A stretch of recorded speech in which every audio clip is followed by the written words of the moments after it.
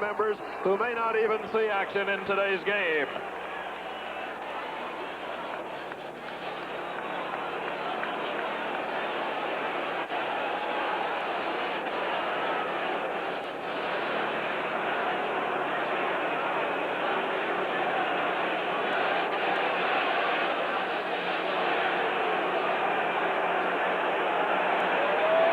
Captains, number 11, Levansky Hall, number 33, Chris Anderson, number 43, Antonio Langham, and number 61, Toby Shields.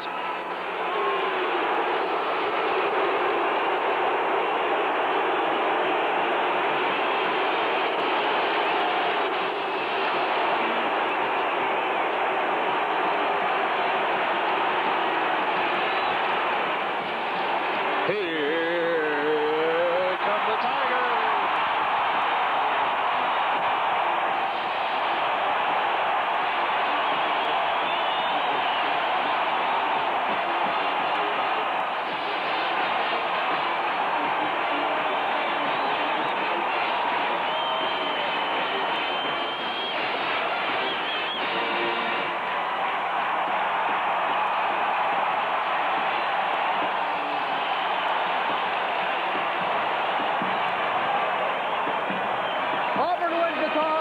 To defer.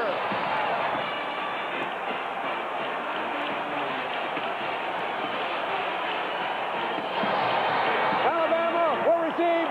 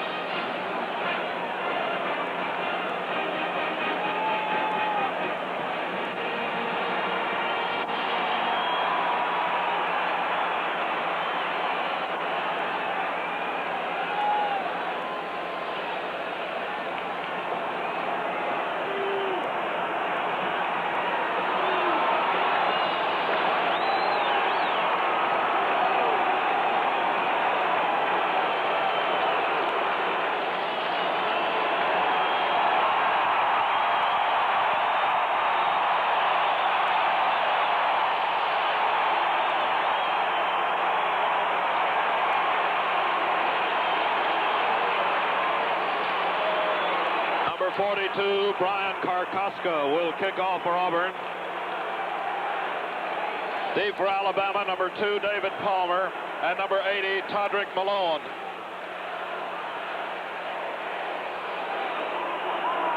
Todrick Malone, redshirt freshman from Atala, back there with David Palmer to take the opening kick from Brian Karkoska. We do have some wind here today, and it'll be at Karkoska's back to open the game. The wind, rather gusty, up to 20 miles an hour in some cases. Brian Karkoska, throughout this season, has kicked the ball deep into the end zone, keeping opponents from returning the kickoff, and that's ever so important in this ball game, and that's why Auburn has chosen to kick with the wind. David Palmer, Todrick Malone, very dangerous. Everybody knows how dangerous David Palmer is, but Todrick Malone is also a very big play receiver for the Tide. Everybody in the stadium on their feet. It is a colorful sight. Thousands upon thousands of orange and blue shakers, and several crimson and white ones too. The kick by Karkoska will be fielded at the 6-yard line by Palmer. Speeds to the 10, heads to the far side of the field, upended at the 20 and dropped at the 23.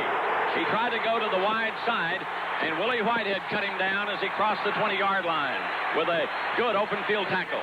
Let's pause 10 seconds for station identification on the Auburn Network. This is where you hear the Tigers. WLWI-FM, Montgomery, War Eagle.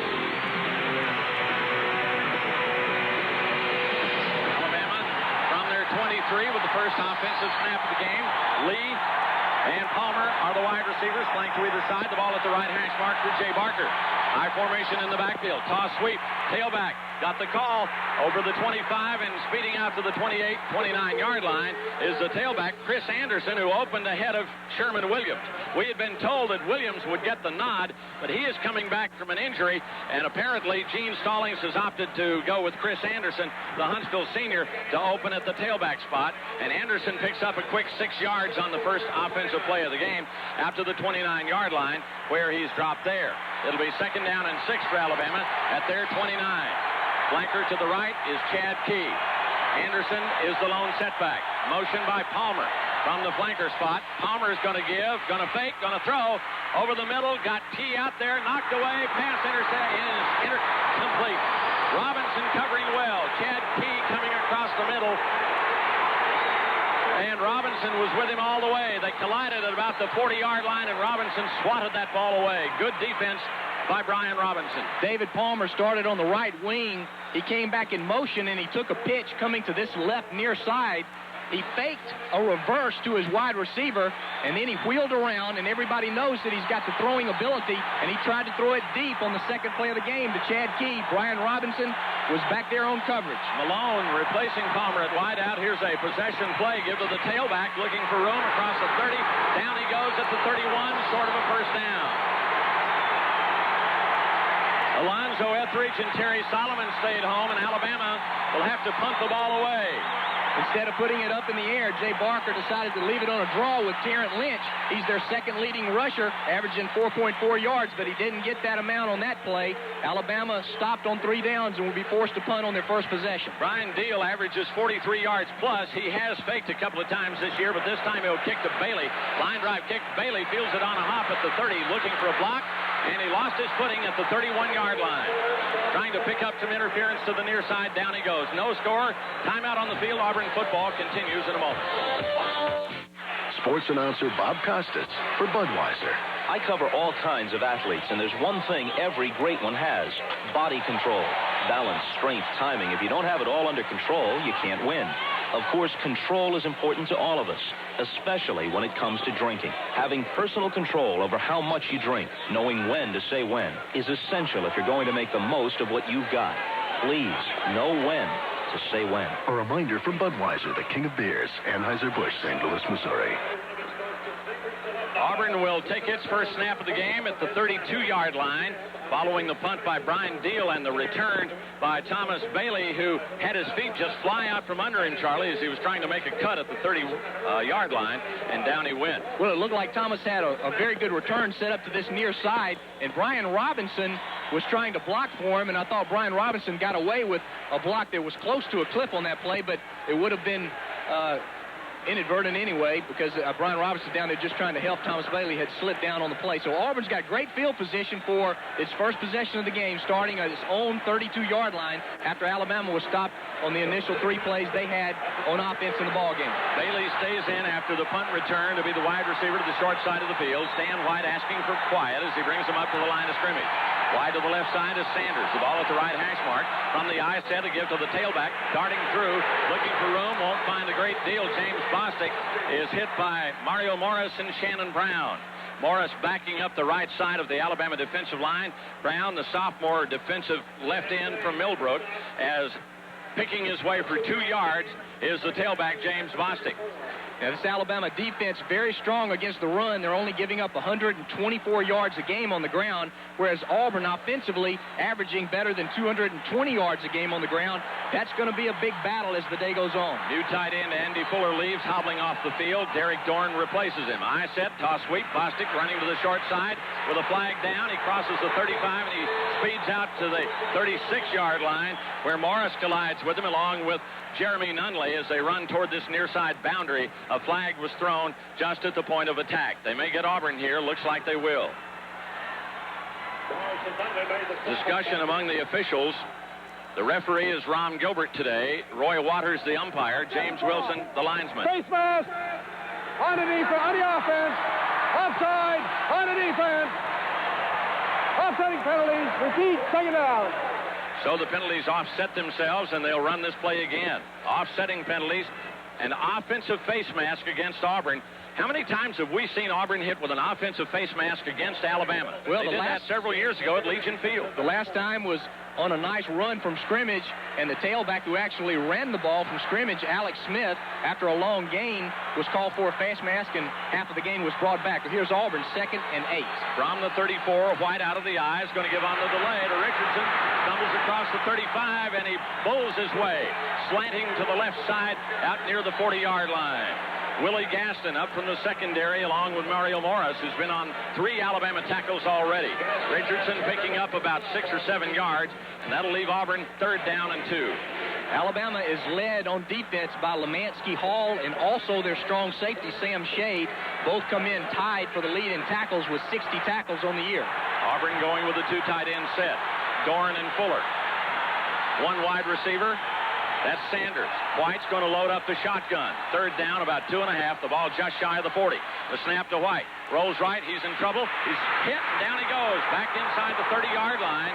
He is sacked by Andre Royal, who reached out and grabbed him by an ankle. Royal just reached out and grabbed White as he was pump faking and rolling to this near side on the bootleg, and it's a loss on the play of about 8 or 9 yards, and Auburn will be forced to kick it away. Palmer, who was wobbly when he went off the field on the 3rd down situation on Alabama's first possession, is back in there to return the punt, and the nation's leading punter, Terry Daniel, stands inside the 20. Alabama has 10 men at the line of scrimmage. Palmer waits at the 30. The wind will be at the back of the punter, Daniel. Big rush, and he sends a line drive kick that is fielded by Palmer, looking for a block. Palmer is down at the 30-yard line.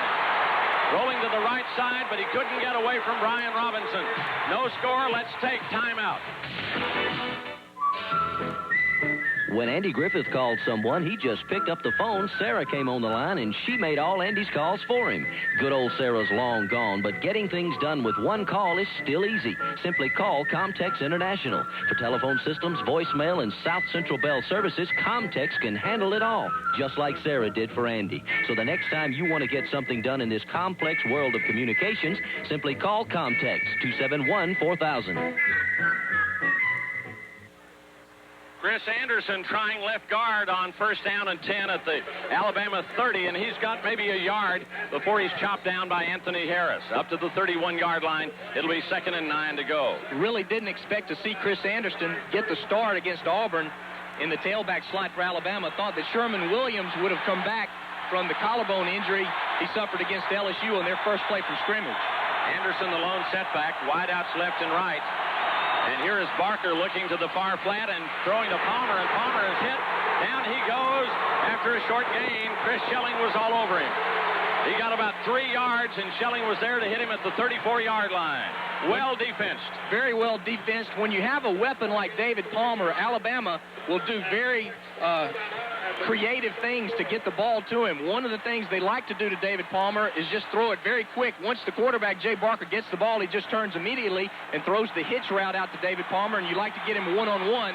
That time, Chris Schelling made a sure tackle. 3rd and a long 5 at the 34. No score in the ball game. Split backs behind Barker. Barker checking off at the line of scrimmage. Wide receivers left and right. He fumbled the ball. Auburn may have it. Flag on the play. There is a flag down. The ball was snapped, and the quarterback, Barker, dropped it. Auburn. For the snap. Full start. Offense.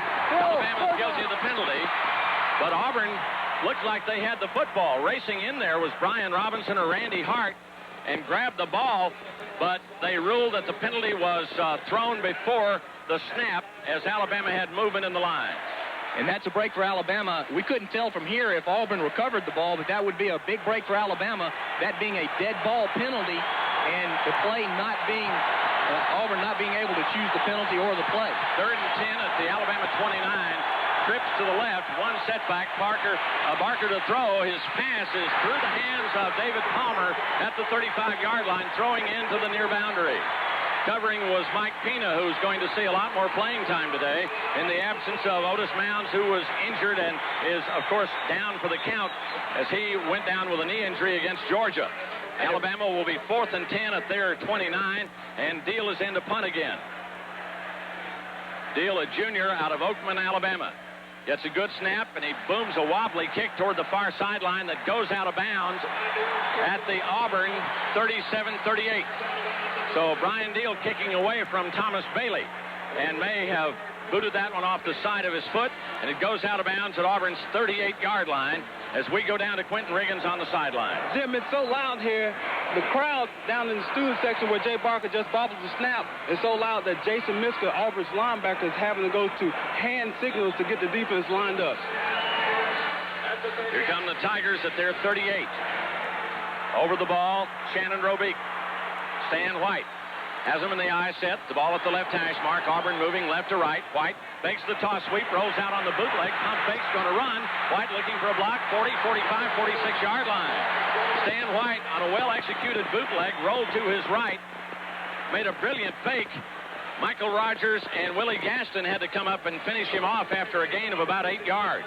Well done by Stan. Play action fake on the toss sweep. Stan White coming to this near side on a naked bootleg. Had Frank Sanders out here, and Alabama has chosen to go with Antonio Langham man-to-man all over the field with Frank Sanders, and he didn't have to throw it to him. Nobody there, so he did the smart thing, got 8 yards. Now Auburn's in a second and short situation. Neither team with a first down as yet. 2nd and 2. Here's White's going to give it to Richardson. Richardson looking for the first down.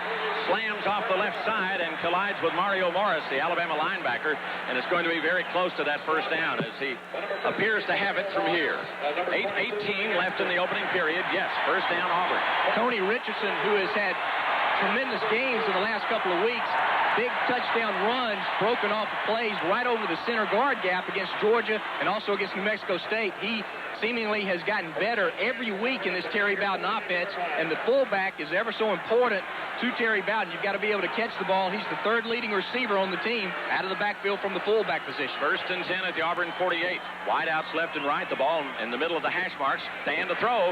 White looking, pump fakes. Going to run? Yes, forced out of the pocket and hit very hard at the 49-yard line. He was flushed out of the pocket, and Lemansky Hall and Andre Royal, a pair of linebackers, really unloaded on Stan White after a short gain. Well, 2 successive plays on different series give you an idea of why Alabama is rated as the best pass defense in the nation. On the first play, they sacked Stan White. He's been sacked only one time in the ball game, and then on that play, the defensive backs had everybody covered. So those are 2 good reasons why it's tough to throw on Alabama. 2-yard gain to the 50, 2nd and 8 to go. White will wideouts left and right. Gaucher and Carter. White taking the snap. Going to give it to Bostic. He is hit behind the line, trying to shake off a tackle. Can't do it. He'll lose a couple of yards. Gregory and Brown fought off blockers and nailed James Bostic right there as he took the handoff from White. Lost a yard back to the 49. So Auburn will be 3rd and 9 from there. Sanders checking in along with Bailey with a play from the sideline as White peers over to Coach Bowden and the staff to get his play on a 3rd and 9 situation. The ball on the Auburn side of midfield at the 49. 6:44 left in the opening period, no score. White again will run from the shotgun. Alabama shows him a 5-man front line. Here is White. Going to throw out in the flat to Richardson. Richardson at midfield looking for a block. Sidesteps a tackle, spins away from another 45 to the 40. And Tony Richardson has a first down on a brilliant run down to the Alabama 36, a 15-yard gain.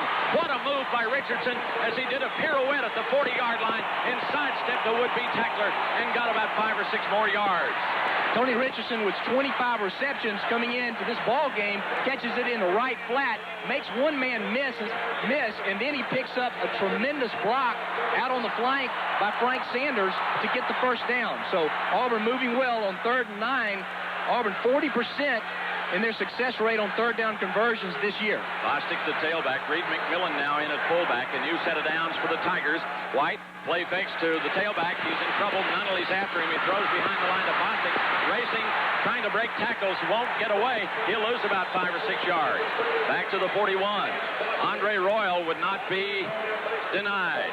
And he hauled him in as White was feeling pressure from one of the big Alabama defensive linemen, Shannon Brown, I think. And he had to leave it on the screen pass attempt to Bostic, and Bostic had nowhere to go. Lemanski Hall, Mario Morris doing a good job. Lemanski Hall, again, the leader of the Alabama defense. And Alabama has a lot of quickness on defense. They recovered well. That was a screen attempt. Auburn didn't set that play up, didn't execute it as well as they would have liked to. Loss of 5, 2nd and 15 at the Bama 41. White out of the shotgun over the middle of McMillan. He is going to be down after a gain of about 5 yards. Make that a 10-yard pickup to the 35-yard line. Royal and Morris collided and made the stop on McMillan coming across the middle. We have 5 minutes left in the opening period. No score in the game, and Auburn will be 3rd and 9.5 at the Alabama 35-yard line. Auburn with 2 fullbacks who catch the ball well out of the backfield. Reed McMillan, coming into the game, had 11 catches for 88 yards. Good reaction that time by Andre Royal and Michael Rogers. You've got Bostic in the slot to the left. They've got 2 wide receivers to the left. White's going to throw from the shotgun on 3rd and 9. In the far flat, there's nobody home. White was feeling a lot of pressure, and he had to unload the ball in a hurry, and there was nobody out there. Bailey would have been the intended receiver, but a lot of credit goes to Damian Jeffries for putting on a good rush in that Alabama defense. Now, Auburn indicates that they're going to try a field goal, and it's going to be a long one by Etheridge, but he does have the wind at his back. Etheridge has a long field goal this year of 41 yards, and this one is going to be a 52-yard attempt. The ball on the right hash mark for Sean Carter. The longest field goal attempt that Scott Etheridge has on the season is only 43 yards, so this will not only be his only 50-yard attempt, but the only one of over 43 yards. 52-yard try. Brinchfield is in to snap. There's a spot. The kick is away. Wind is at his back, and there's a penalty marker down in the end zone for whatever reason. I have no idea. The kick is no good. Now, what is the call as the officials in the end zone threw a flag? I have absolutely no idea. I've never seen this before. It apparently is against Alabama. They had 12 men on the field. Alabama had 12 men on the field, and that'll cost them a penalty, and Auburn will get to keep this drive going. And what a huge penalty for the Auburn offense, because if you have 12 men on the field, that penalty is an automatic first down. Participating. Defense, 15-yard penalty. Previous spot. Results in a first down. Ron Gilbert explaining the situation as the Crimson Tide had an extra man on the field, and that'll cost them 15 yards and give Auburn a new set of downs. And the reason that penalty is such a severe penalty is because having 12 men on the field is an unfair advantage, and anything that would give someone an unfair advantage in the college game is heavily penalized. And we've seen holding go from the point of infraction and giving some teams much more than the 10-yard penalty. And with 12 men on the field, Auburn gets the first major break of the game. Here's the ninth play of this drive, kept alive by the illegal participation penalty at the Alabama 20-yard line. First down for Stan White. Double slot left. White toss sweep. Bostic looking for a block, and boy, is he hit as he tried to turn the corner to this short side of the field. Sam Shade, the strong safety, came up and put a shoulder to James Bostic after a yard gain to the 19. Auburn going to the tight end short side of the field. The lead block in there by Reed McMillan created a hole, but that hole was really closed quickly by Sam Shade coming up from that strong safety position. He was a running back in high school. Sam Shade at a Winona High School, moved to strong safety, and has done a great job in that Alabama defense secondary. Let's give Bostic 2 yards to the 18, where it's 2nd and 8. No score in the ball game. 3:54 opening period. White's going to take it straight up the middle out of the shotgun to the 15. White's to the 11 and close to a first down. Stan White had him in the shotgun, and a gaping hole opened up right up the middle, and he raced for about 10 yards. Michael Rogers, Mario Morris making the stop. They'll give him about 8 yards on the play, and Auburn is a yard away from a first down. Boy, what a veteran play by Stan White, and that looked to be a called play, Jim. That looked to be a called play on the monitor here in the booth. The offensive guards for Auburn, Todd Boland and Jason Taylor, took off downfield, and I think that was a planned quarterback draw. Really worked well. White, let's give him 7 yards to the Bama 11, and here's 3rd down and 1, and White on the sneak is going to push the pile ahead inside the 10 and on to about the 7, and that'll be a first down. Stan White on the quarterback sneak, ducked in there behind Robic. And the middle of the Auburn interior offensive line led by Taylor and Boland. And Auburn will be first and goal at Bama's 7-yard line. What a surge by the Auburn offensive line. Shannon Robic, Jason Taylor, Todd Boland and company really got a lot of movement on the Alabama front. That's the first time in the ball game I've seen that much movement by the Auburn offensive line, which has played so much better than 93 than in 92. 2:45 left in the opening period. No score. Auburn threatening. Up the middle. The give is to the fullback, and Tony Richardson hammers in there to the 6. Richardson, a short gain as Rogers and Shade are up to make the stop for the Crimson Tide. A short gain for Auburn. That leaves Auburn second down and 6 from the 6.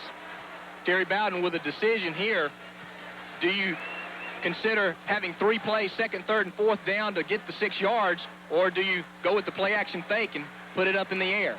Second and 6. Second and goal from the 6. Wideouts left and right for White. From the I formation, the fake. Rolling left, pump faking. He's going to throw in the end zone. Pass is too low and incomplete for Tony Richardson, who thought he had it down around his shoe tops. But the officials rule incomplete. Pass is incomplete. It'll be third down and goal at Bama 6. Close play. Richardson alone in the corner of the end zone, just inside the goal line, and he did trap it, as the replay shows. The ball hit the ground. It was a great catch by Tony Richardson. He picked it up off the ground, but the ball did hit the ground just as he was trying to catch it. Tony Richardson on a flat route and trying a little pick in the end zone was Frank Sanders against Antonio Langham to free Richardson. Now Auburn third and 6 from the Alabama 6. White is going to run from the shotgun. He's got wide receivers to the left side. White takes the snap. Rolling left, looking to throw. Floats one in the end zone.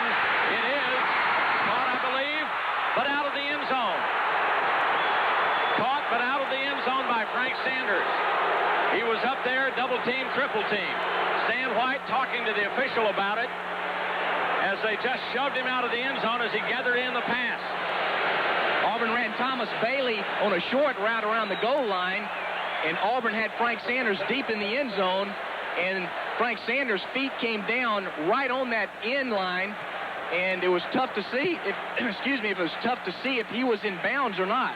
But that will set up a Scott Etheridge field goal attempt, his second of the day. 23 yards. Well, the first one didn't count because Alabama had the penalty. Chip shot for Etheridge here, well within his range. Not much of an angle. The ball pretty well in the middle of the hash marks. Carter puts it down. Kick is away. That kick is good. Auburn has the lead on Alabama. Timeout on the field, 1:48 in the opening period. Auburn football continues in a moment. Working hard every day, taking pride in what we do.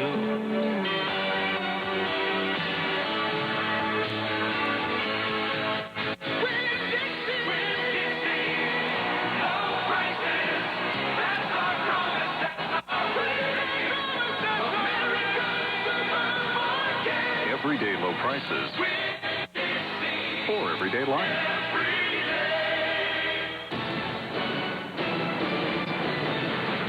The Auburn Network's coverage of Auburn football is brought to you in part by First Alabama Bank in Alexander City, Enterprise, and hometowns throughout the state.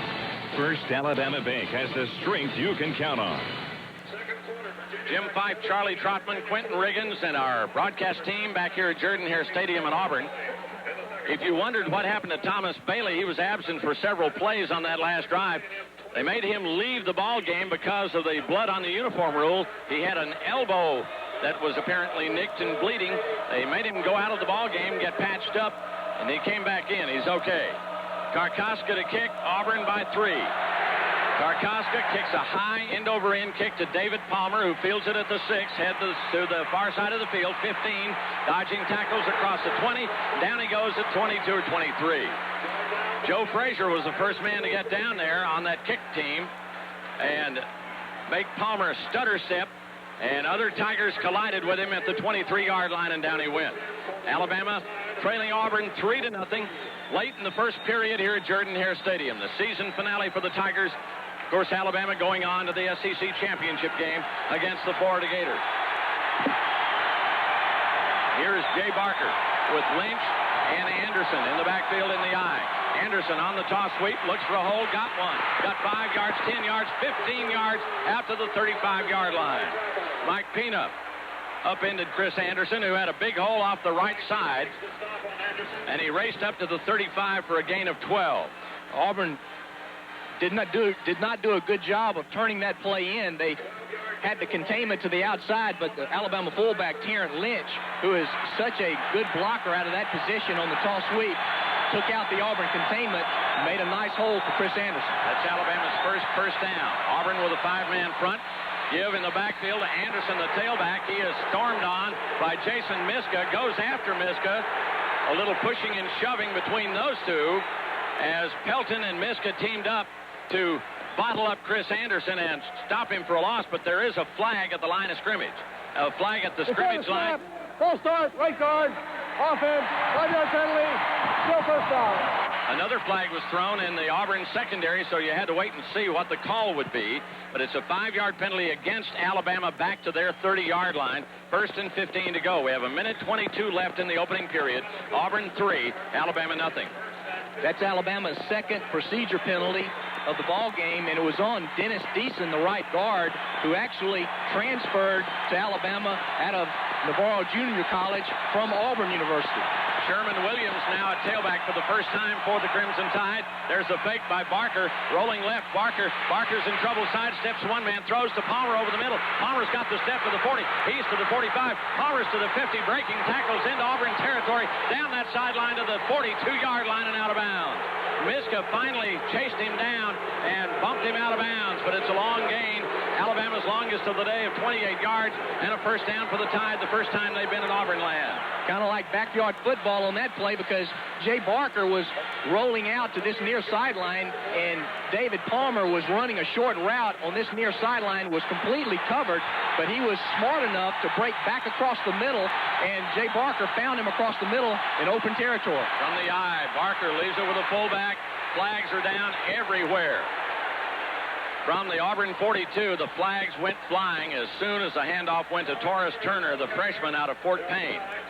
And Alabama's retreating. Looks like this will be first snap, full start, right tackle, offense, still first down. Roosevelt Patterson is the guilty party, the Mobile senior, and it's quite obvious, as Quentin Riggins pointed out earlier, that the noise must be absolutely deafening down there, because Alabama's had several procedure penalties already, 4 for a total of 30 yards. 1st and 15 at the Auburn 47. Williams is the setback.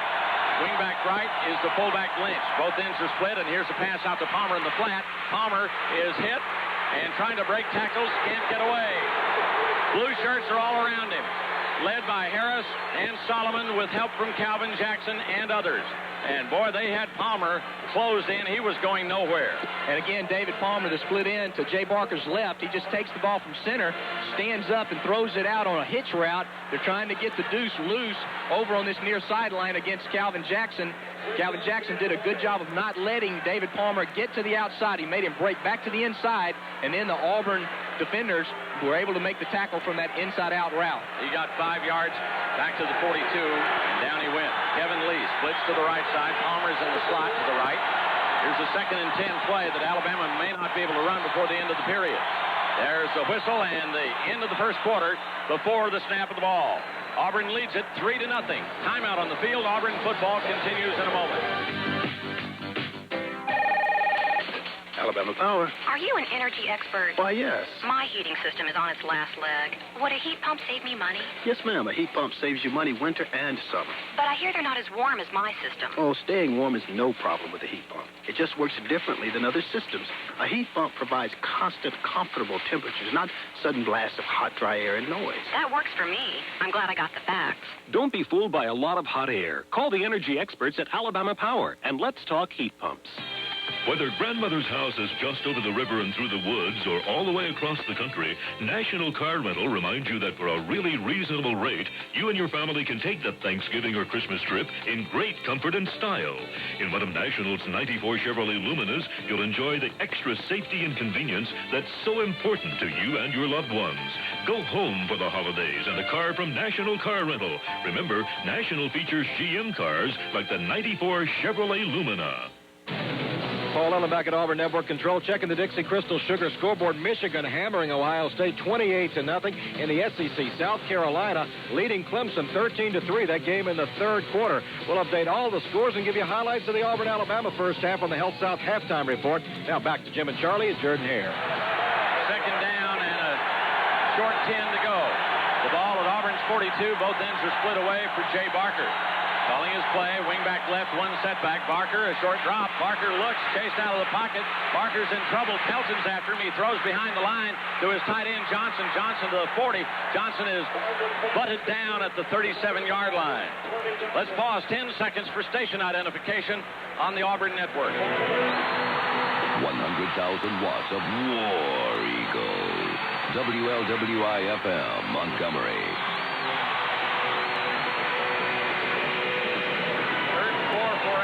The Auburn 36. Tony Johnson, the big tight end at 6'5 and 250 pounds, sophomore out of Como, Mississippi, doing a good job picking up 5 or 6 yards. And Barker doing an excellent job avoiding the pass rush. Barker up under center, needing 4 yards for a first down. Auburn rushing 5 men. Backs are split. Barker retreating, pump faking again, sidestepping a tackle, and throwing down in the end zone and overthrowing Kevin Lee. Pass is incomplete as Lee, the intended receiver, was guarded by Chris Schelling. So Alabama will set up apparently for a field goal on 4th down and 4 to go at the Auburn 36. It looks like Brian Deal is coming in. He's going to come into the ball game to punt it away for Alabama. He's going to try to pin Auburn deep in his own territory. Thomas Bailey dropping back on his own 10-yard line. Deal taking the snap. Deal boots it high. End over end. Bailey will let it go, and it will bounce tumbling into the end zone, hitting right at the goal line. So Auburn brings it out to the 20. Let's take timeout. In life, there are certain numbers you can't change. 4 times 5 is 45. Really? I'm 6 feet tall. I'm telling you, honey, I'm 39. But you can change your rate with a 2 or 4 year Say When CD from Colonial Bank. With our Say When CD, you get the one-time option of changing to another CD of the same term when a better rate comes along. Yes, there are some numbers you can't change, but with the Say When CD from Colonial, you just say when. Okay, so I'm 40. Colonial Bank, good people, great service. Member FDIC. Offer expires December 31st, 1993. An exchange of punts, and Auburn with a 3-0 lead with 13:57 still to play in the opening half on a sunlit, sparkling afternoon in Jordan-Hare Stadium. Auburn and Alabama in the 58th annual slugfest between maybe the two most bitter interstate rivals in America. Willie Anderson has entered the game for Auburn at the tight guard position. On that last series of downs, Auburn was getting good pressure on Jay Barker, but Jay Barker was doing a good job of fighting that pressure off, one time getting the ball to his tight end, Tony Johnson, and on that last play, threw deep to Kevin Lee, and Kevin Lee had a step on the Auburn defender, but Auburn did not give Jay Barker enough time to throw an accurate pass, and he overshot him. Alabama defensively will have Shannon Brown and Damian Jeffries as the ends, and those guard is Ozell Powell. Hall, Rogers, Brown, and Walters are the backers. Here's Auburn, 1st and 10 at the 20. White, toss sweep to the tailback, Stephen Davis. 5 yards, Davis, 10 yards, breaking tackle, slamming out to the 35. Give him 15 on his first carry of the afternoon. The sophomore from South Carolina barrels ahead for 15 big yards. Willie Gaston, the last line of defense for Alabama, made the saving tackle for the Tide.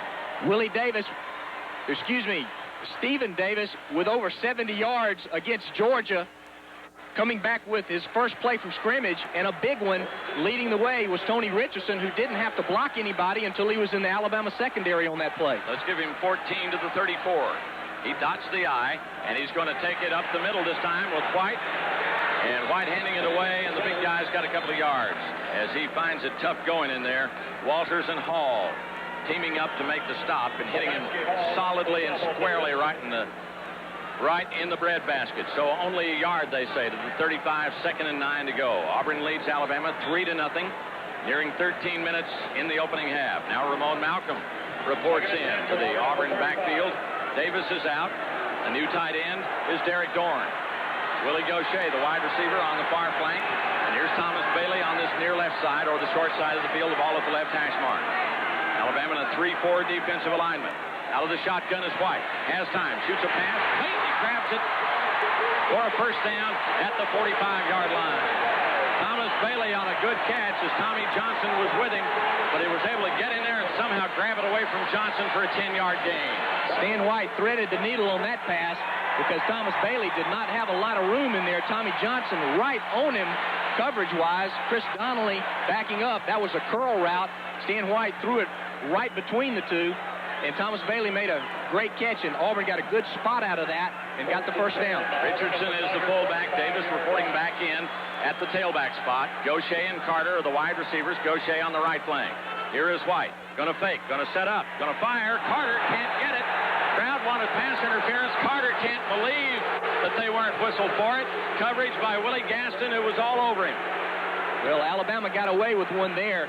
It was a short post route, and most of the game against Georgia, when Sean Carter and Willie Gaucher were in the game, Auburn went with the running game. Did not throw a pass when they were in there, but on that play, they tried to cross Alabama up, fake the toss sweep, throw the quick post to Sean Carter. Willie Gaston, great coverage, but it looked like he got there a bit early. 2nd and 10 at Auburn's 45, and here again the shotgun attack for Stan White. 4-man front for Alabama. White has to reach up, pull it down, is going to shovel a pass to Stephen Davis, and he's in trouble, and he'll go down. Alabama was with him all the way. Davis had nowhere to go, and Rogers and Hall sniffed that one out and stopped him right there at the 45-yard line. Auburn has had great success using that shovel pass out of the shotgun attack, but that time Alabama was waiting for it. 3rd down and 10 at Auburn's 45. Clock runs at 11:50 in the opening half. Auburn 3 and Alabama nothing. Auburn huddled up back at the 40-yard line as they deploy offensively. Bailey goes to the right side, and here's Frank Sanders to this near left side, which is the wide side of the field. Davis is dotting the I at tailback. Richardson is the fullback. Up under center is Stan White. He's going to toss sweep to Davis. They chop him down. A blitzing linebacker, Andre Royal, was there, and that'll cost Auburn 5 yards, and they'll have to kick it away. Great play by Andre Royal, who really knifed through there, fought off a block, and got him right down around the ankle, submarining, and dropped him in his tracks. Andre Royal was the outside linebacker on this near side. Nobody touched him. Willie Anderson was pulling to get to him, but he was too quick, ran around the block, and made a great tackle for a loss. 10-man Alabama rush on this punt by Daniel, who stands at his 25. Terry in need of getting a good one off, but he's kicking into the wind to David Palmer. He boots a high, beautiful, wobbly kick, but the wind's going to reach up and grab it. Palmer on the move, takes it at the 25, trying to get outside, but Auburn chops him down about the 29. Auburn football continues in a moment. If you want more performance from your car, maybe what you need is more performance from your gasoline. For quick response and smooth acceleration, move up to 93-octane Exxon Supreme gasoline. And turn the tiger loose. For high performance, rely on Exxon 93 Supreme.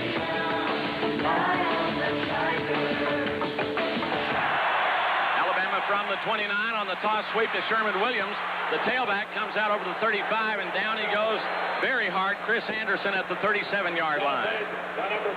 Anderson running from tailback on that toss sweep, and Chris Schelling came up from the secondary, and they had a collision, and Anderson is slow in getting up. Chris Schelling doing a good job of making that tackle, but Chris Anderson from the tailback position is finding some running room on the flanks of the Auburn defense. He's only rushed for 220 yards, has a 3.1 average on the year, but finding the going a little easier so far against Auburn. Got 8 yards. Here's Williams now in a tailback, and he's going to give on the end-around reverse to Kevin Lee in the open field. 40, 45, 50. Lee may go. He's at the 40, the 35, the 30, down this near sideline to the 25, to the 20, to the 10. He is gone. Touchdown, Alabama. 63 yards. They gave on the end-around reverse. Sherman Williams was the tailback, and he gave it to Lee coming back to this near side, and there was no catching Kevin Lee. Well, we mentioned it in the Tiger Tailgate show that Kevin Lee has run 3 reverses this year, and he has averaged 33 yards on those reverses, had a 66-yarder against Tulane, and on that play, the Auburn defense was completely fooled. Calvin Jackson had one chance, but had a blocker on him. He did turn Kevin Lee back to the inside, but he broke back to the outside as Proctor adds the extra point for Alabama. Proctor kicking out of Deal's hold. Kick is good, and Alabama has its first lead, 7-3 on Auburn. 63-yard sprint on the end-around reverse by Kevin Lee. Alabama 7, Auburn 3, 10 minutes in the opening half. Let's take timeout. That's Bill Barkley getting his college diploma. His mom's watching him graduate thanks to money from a life insurance policy she bought 17 years ago from a farmer's insurance agent. She didn't know she'd use it for Bill, but her farmer's agent made sure she could if she wanted. There are a lot of good reasons to get life insurance. The fact that you can get it from a farmer's agent is one of them. Call your local agent of the Farmers Insurance Group for your family insurance needs.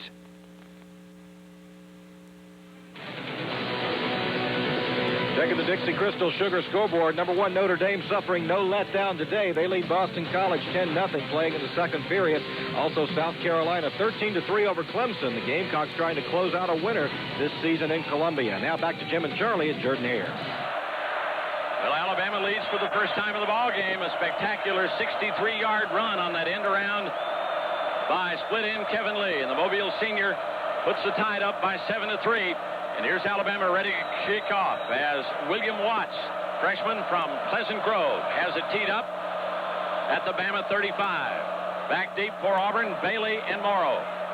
Waiting for the okay from the official is Watts.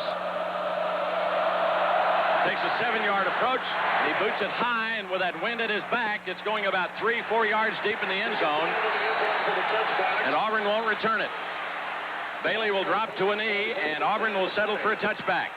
It'll be 1st and 10 at Auburn's 20-yard line, and now let's see how the Tigers do, trailing Alabama for the first time today.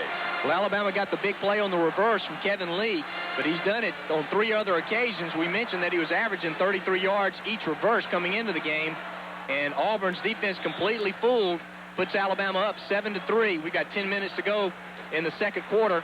Auburn starting from its own 20. Stan White up under center, Bostic the tailback. McMillan is now the fullback. Both ends are split away to either side. White looks at a 4-man defensive front for Alabama. First down play.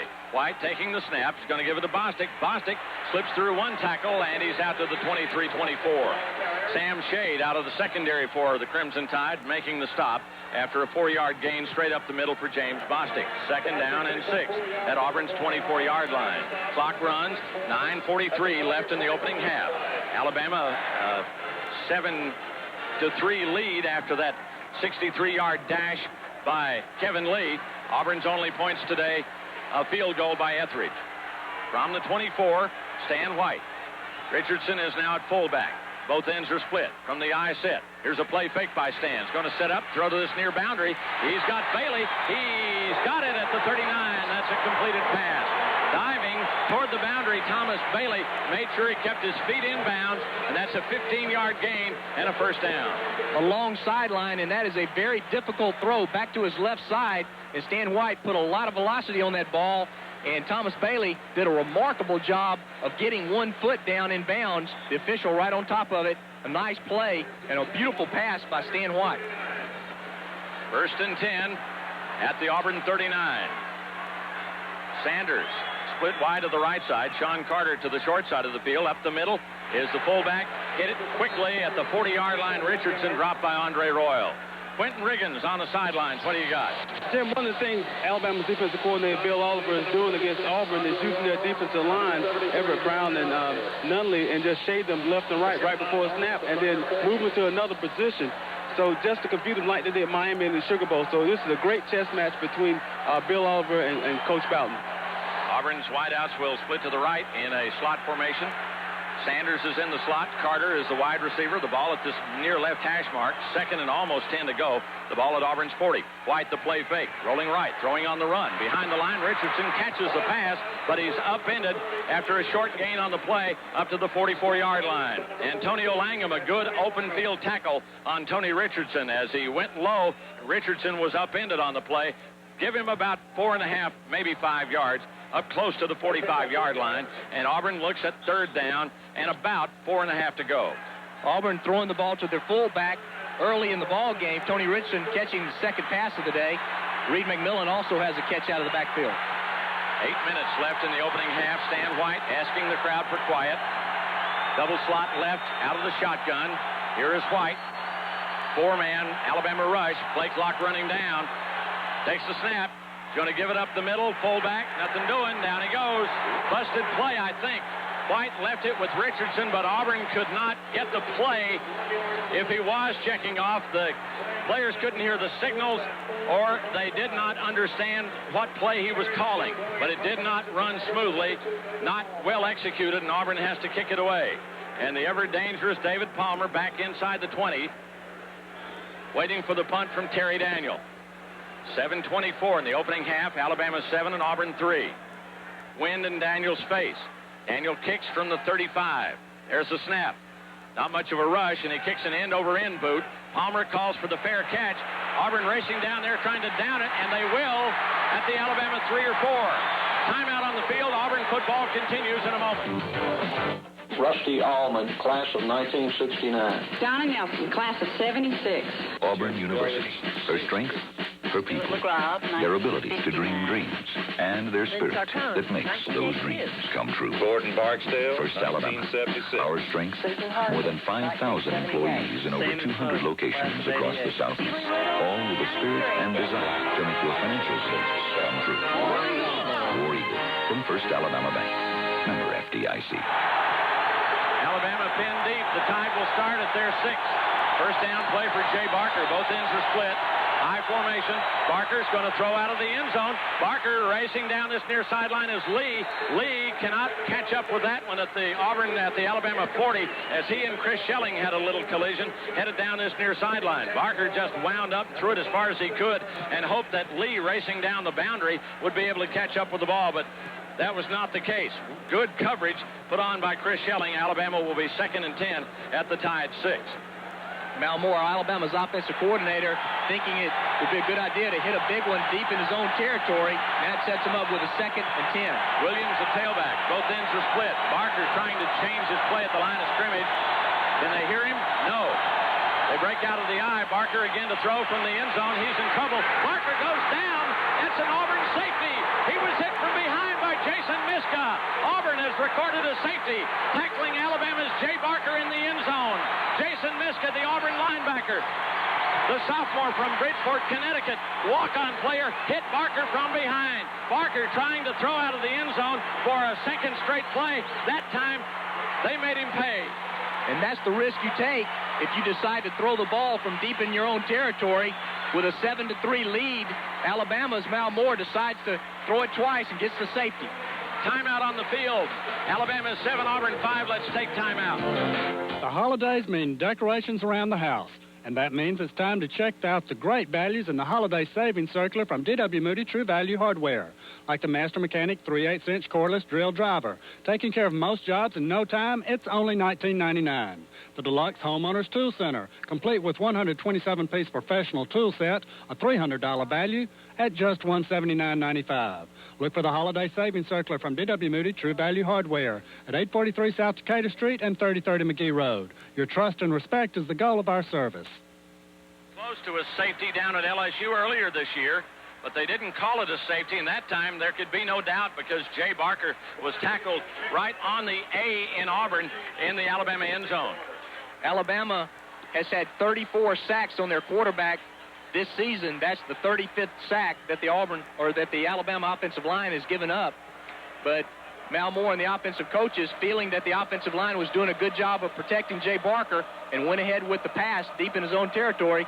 And Jason Miska, the middle linebacker, who's Auburn's leading tackler, tied with Anthony Harris coming into the ball game, makes the sack. Alabama will punt the ball, and Deal got away a bad punt that's going to be fielded by Del McGee along this near boundary at the Auburn 40. Kicked it off the side of his foot. It was an end-over-end kick. Went out of bounds right here at the 40-yard line, maybe the 41. And Auburn trailing 7-5 to Alabama with 6:52 in the opening half will take over 1st and 10.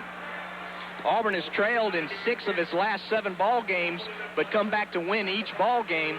Auburn trailing by 2 points with just under 7 minutes to go in the second half. Let's see if the Auburn Tigers can get one in the end zone. Ball at the left hash mark. Auburn moving right to left as we look on from the west stands. Here is White. Out of the eye set, he play fakes. Stan sets up. He better hurry. He's going to be hit, and down he'll go. Alabama got him from the backside as pressure was put on by Darrell Blackburn, backup linebacker, as we go down to Quentin Riggins. Jim, on the safety by Auburn, Wayne Hall got his players to show a blitz by Brian Robinson, and Jay Barker thought it was one-on-one on the corners, but Brian Robinson dropped off. He put up the number 9, which means a takeoff route to David Palmer, but it ended up being the zone, so he had to eat the ball. 2nd and 10. McMillan comes in along with Malcolm. Auburn's going to go out of the shotgun. White taking the deep snap over the middle. Sanders to the 45, and he is down there. Sanders slanting across the middle, ran head-on into Mario Morris of Alabama. They collided. They drove him back, but his forward progress got him to the 45, and that's going to be a gain of about 5, and it'll be 3rd down and a long 5, maybe 6 to go at Auburn's 45-yard line. Tigers trail 7-5, having recorded their first safety of the year. Last time I think Auburn got a safety may have been against Alabama up at Legion Field back in '88. 5.5 minutes left in the opening half. Auburn trails 7-5 and needing about 6 yards from their 45-yard line. Slot to the right, White from the shotgun. Keeps McMillan in as a blocker. There's a snap to White. He's in trouble. Dodges the rush. White races across the 50. Got a first down to the Alabama 48. Well done by White. Alabama had the blitz on from Will Brown, and Stan sidestepped him and darted for about 8 or 9 yards. Alabama coming with a lot of people, especially Sam Shade, the strong safety who lined up in the middle of the field as a middle linebacker. He came straight up the center gap, and that's exactly who Stan White sidestepped, their leading tackler, Sam Shade, and that is a heady play by a veteran quarterback to be able to pick up that first down. At the Bama 48, a new set of downs for Stan White and the Auburn Tigers. Inside of 5 minutes now in the opening half. 5-man Alabama rush. White's going to throw. White's looking long. Down this near side for Sanders. Can he catch it? No. Couldn't catch up with it at the Alabama 10. Racing down the near side with Antonio Langham. At halftime, the Health South halftime report. Paul Ellen is in Auburn Network Control scores and highlights and halftime statistics. 4:48 left in the first half. It's Alabama 7 and Auburn 5, as the Tigers will be 2nd down and 10 at the Alabama 48-yard line. Stan White going for the downs as he was challenging Alabama's best defensive back, Antonio Langham, who has 7 interceptions this year and Alabama's all-time interception leader. He returned one of those for a touchdown against Arkansas. 2nd and 10 play at the Bama 48. Bostic is the tailback. Richardson at full. Toss sweep to Bostic looking for a hole. There's not one there, and there's a flag down on the play. Trying to turn the corner to the outside. They had him doubled up, triple covered, and shoved him all the way back to the 40-yard line. Rogers and Morris, the linebackers, but a flag went down against Auburn, probably for holding. Holding is the initial indication by Ron Gilbert, so that'll cost the Tigers 10 yards. Auburn was running the toss sweep into the strength of the Alabama defense. Auburn ran the toss sweep to the left. Alabama has shifted several players over on this side, and we're holding on the offense, penalty decline, 3rd down. And we're right there for the play. No chance for that play. Too many players on the Alabama defense right in line where the point of attack was going. Alabama bringing in some fresh troops for this 3rd down and about 12 play. They've got the ball between the 49 and 50-yard line. Sanders and Bailey will be the wide receivers for Auburn. Another possession play. Here's a shotgun attack for White. 4:25 left in the opening half. Alabama 7 and Auburn 5. White takes the deep snap. He's in trouble. Rolling away. Throwing on a penalty play. Pass is incomplete, intended for Richardson down on this left sideline inside the 30-yard line. But there's a flag in the Auburn backfield, and they may get the Tigers for holding. Stan White took a hard shot from Shannon Brown. On the offense, penalty decline, 4th down. Auburn will have to punt it away. Shannon Brown, the Alabama left defensive end, delivered a real shot to Stan White just as he aired that ball out. Richardson juggled it down inside the 30-yard line, but Tony just couldn't grab a handle on it. So Auburn will punt it.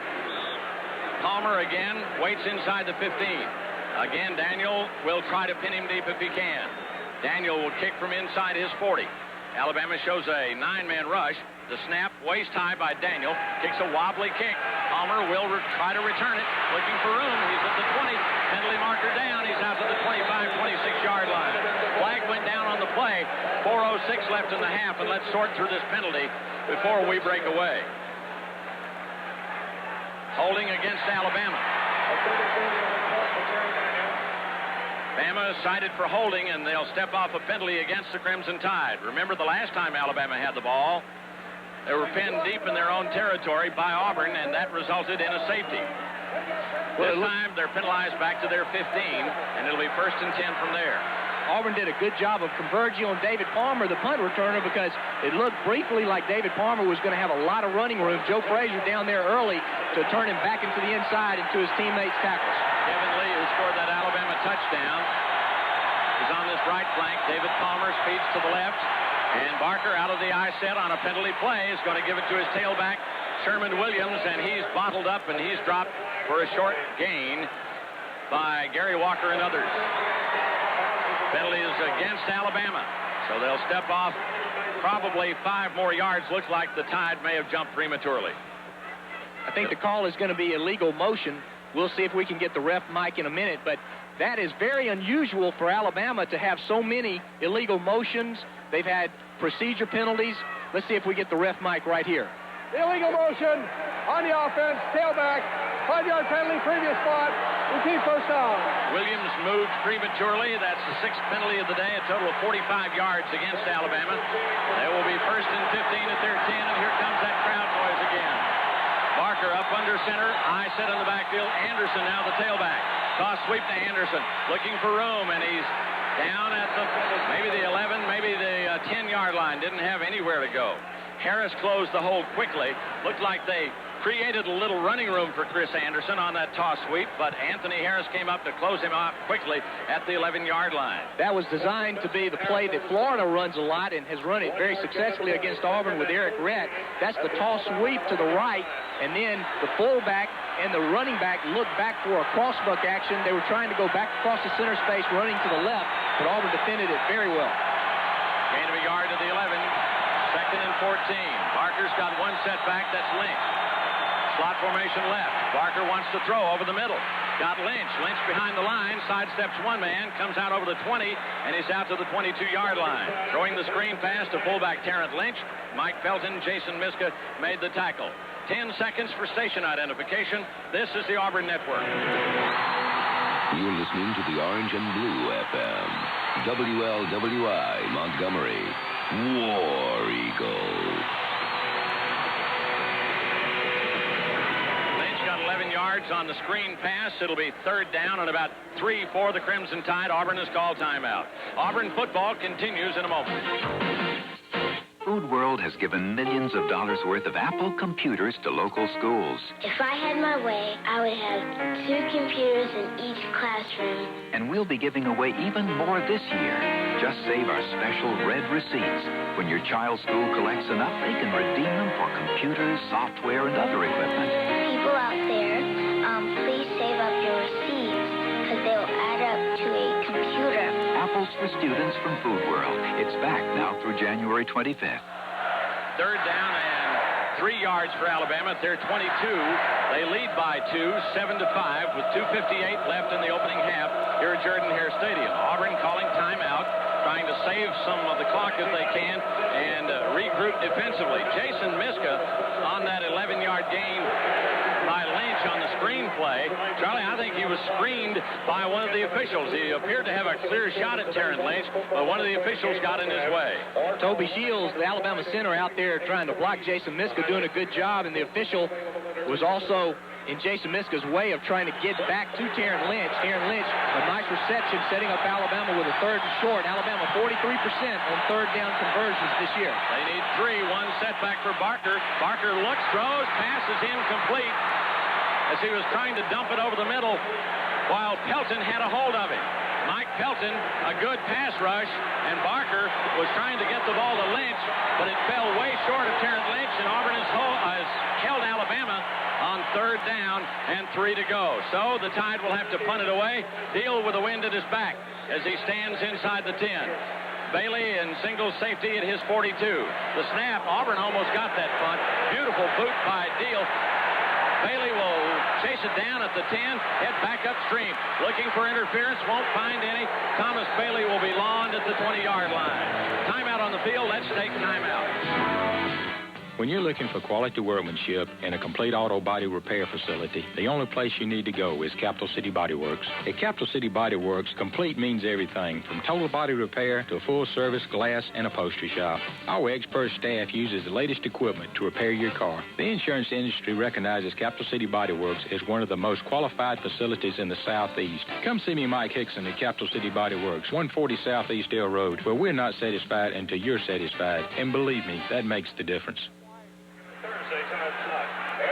What a punt by Brian Deal. And Auburn's got it 1st down and 10 at the Tiger 20, trailing 7-5 with 2:41 left in the opening half. Stan White on the 1st down play gives it to his tailback Stephen Davis for a yard to the 21 and had a stretch to make that as he was in the grasp of linebacker Michael Rogers for Alabama. Alabama has done a good job in this first half of keeping the Auburn running game contained. The Alabama defensive front showing why they're rated as the 3rd best defense in the nation and the 2nd best defense in the Southeastern Conference against the run. Ole Miss just slightly better.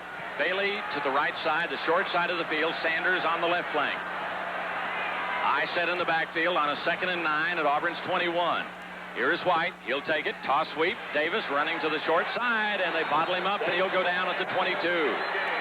Not much for Stephen Davis at all, as Hall and Rogers were over there to make the stop for the Crimson Tide after a gain of a yard to the 22, and Auburn will be 3rd down and 8 from there. Alabama has called timeout, trying to save some of the clock with 1:52 left in the first half. Timeout on the field. Auburn football continues in a moment. Time again for Dear John Deere. And today, Clyde Chase writes, Dear John Deere, folks call me Choosy Chase because I look at all the options, and your John Deere Spirit tractor seems to have it all. From big hydraulics to self-adjusting brakes, but it's all standard. What's to choose? Well, Choosy, how about optional MFWD for extra traction and TSS transmission for smoother shifting? For the Spirit tractor of your choice, see your John Deere dealer. See your Alabama John Deere dealer. Nothing runs like a deer. Paul Ellen back at Auburn Network Control, checking the Dixie Crystal Sugar scoreboard. We need to change the score we gave you earlier. Boston College bidding for the upset. They lead Notre Dame 17-7 with 10 minutes to go in the first half. We'll update that score, all the scores, in fact, coming up on the Health South halftime report. Now let's go back to Jordan Hare, Jim and Charlie. Auburn needs a 1st down at least, if not more, just to keep Alabama from having such good field position if they do have to punt it away. They're 3rd down and 8 at the Tiger 22, and they're moving into the teeth of that wind. So they'd like to log a 1st down, keep it out of Alabama's hands if they can. Both ends are split. White's under center. Here's a toss sweep to Stephen Davis, racing to this near left side, and they hit him, and down he goes. Michael Rogers came up and made the stop after a yard gain. Man, he came from nowhere, and Davis just couldn't believe that he was hit and knocked off his feet that quickly. I mean, Rogers really came out of nowhere with a blindside tackle on Stephen Davis when it looked like Davis might have some running room. Timeout has been called by Alabama, again preserving the clock. Auburn will be 4th down and 7 at their 23. Right now, let's take timeout. There's strength in numbers, even when it comes to your insurance. Unlike the one company agent you may be dealing with now, the Pinkert Agency offers coverage through dozens of the nation's most reputable insurers. Dozens. For our clients, that means getting the best coverage at the best price. And because the Pinkert Agency represents thousands of families and businesses throughout Alabama, we're a strong voice on behalf of our clients' interests when it comes to claims. Put our numbers to work for you. Call Pinkert today at 244-7000. Pressure here is on Auburn punter Terry Daniel, the nation's leading kicker, but he has not had a good first half. He did pin Alabama deep one time, left him at the 6, but this time he's kicking on 4th down and 6 from his 23. Into the teeth of the wind, and David Palmer lurks back there at the Alabama 35. Daniel, a high snap, and he pulls it in. Big rush, end over end, low kick. It'll bounce at the Bama 45. It'll take a reverse hop and will be downed by Auburn at the Alabama 47. So not a good kick at all by Terry Daniel. Good rush by Tommy Johnson may have forced Terry to hurry that kick, which covered only 24 yards. Just about half his average. Tommy Johnson made the break around the blocker for Auburn, and then he made a cut back to the inside, and he came very close to blocking that kick. Terry Daniel has not had a punt blocked this year. Came close on that one. Alabama set up in good field position on their own 47. Have a minute and 30 remaining in the first half. With a 7-5 lead, here's Barker out of the eye.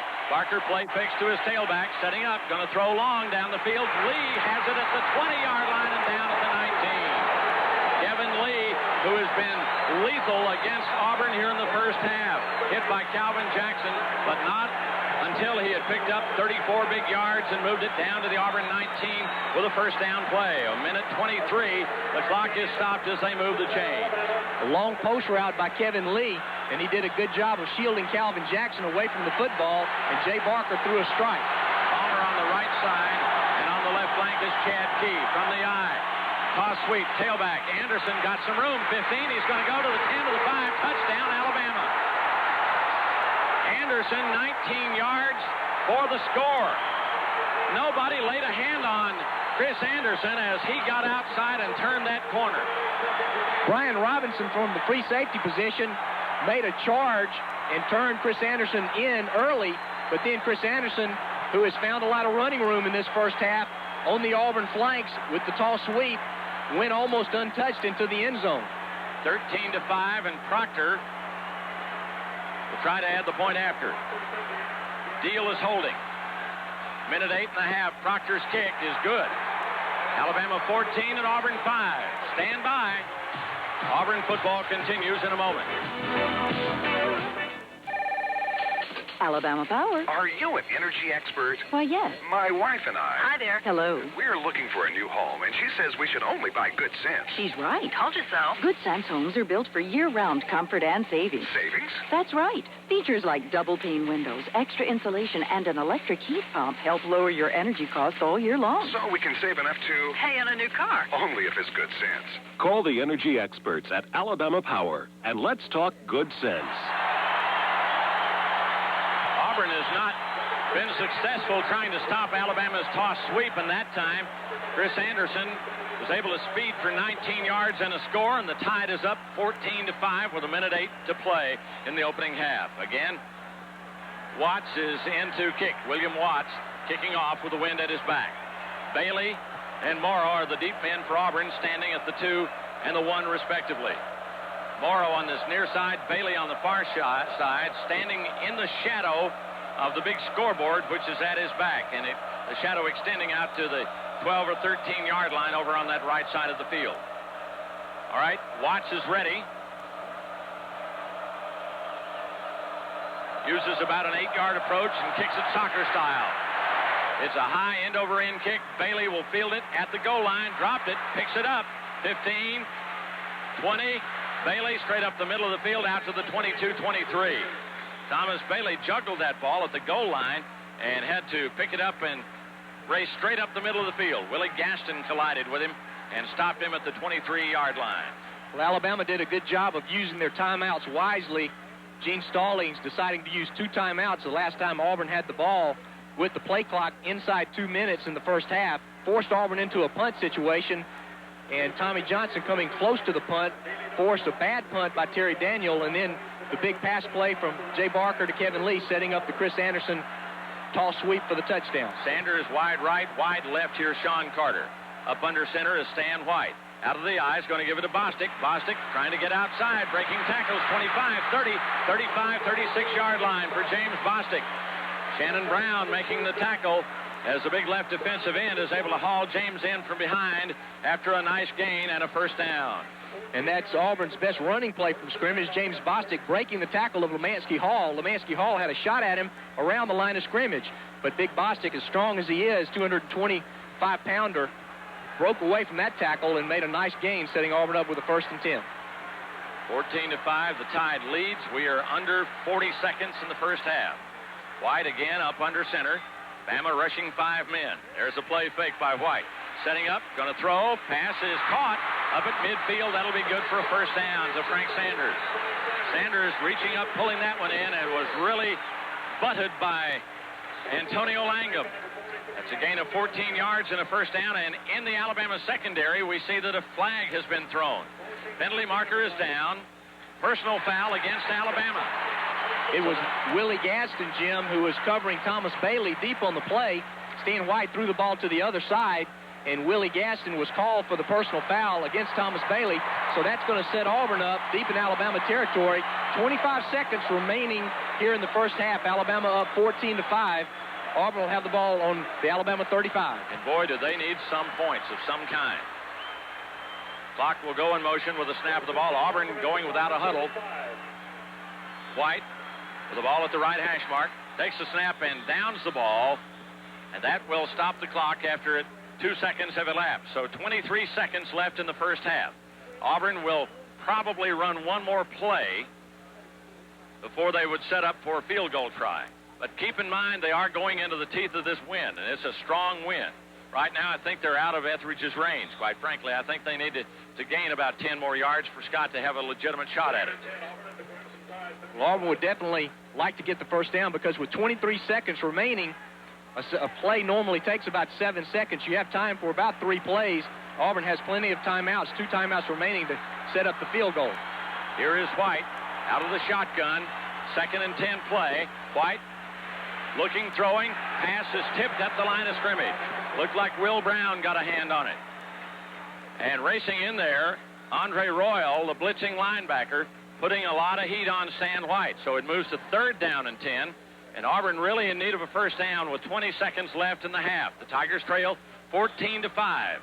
Alabama with a pair of touchdowns. Auburn with a field goal and a safety.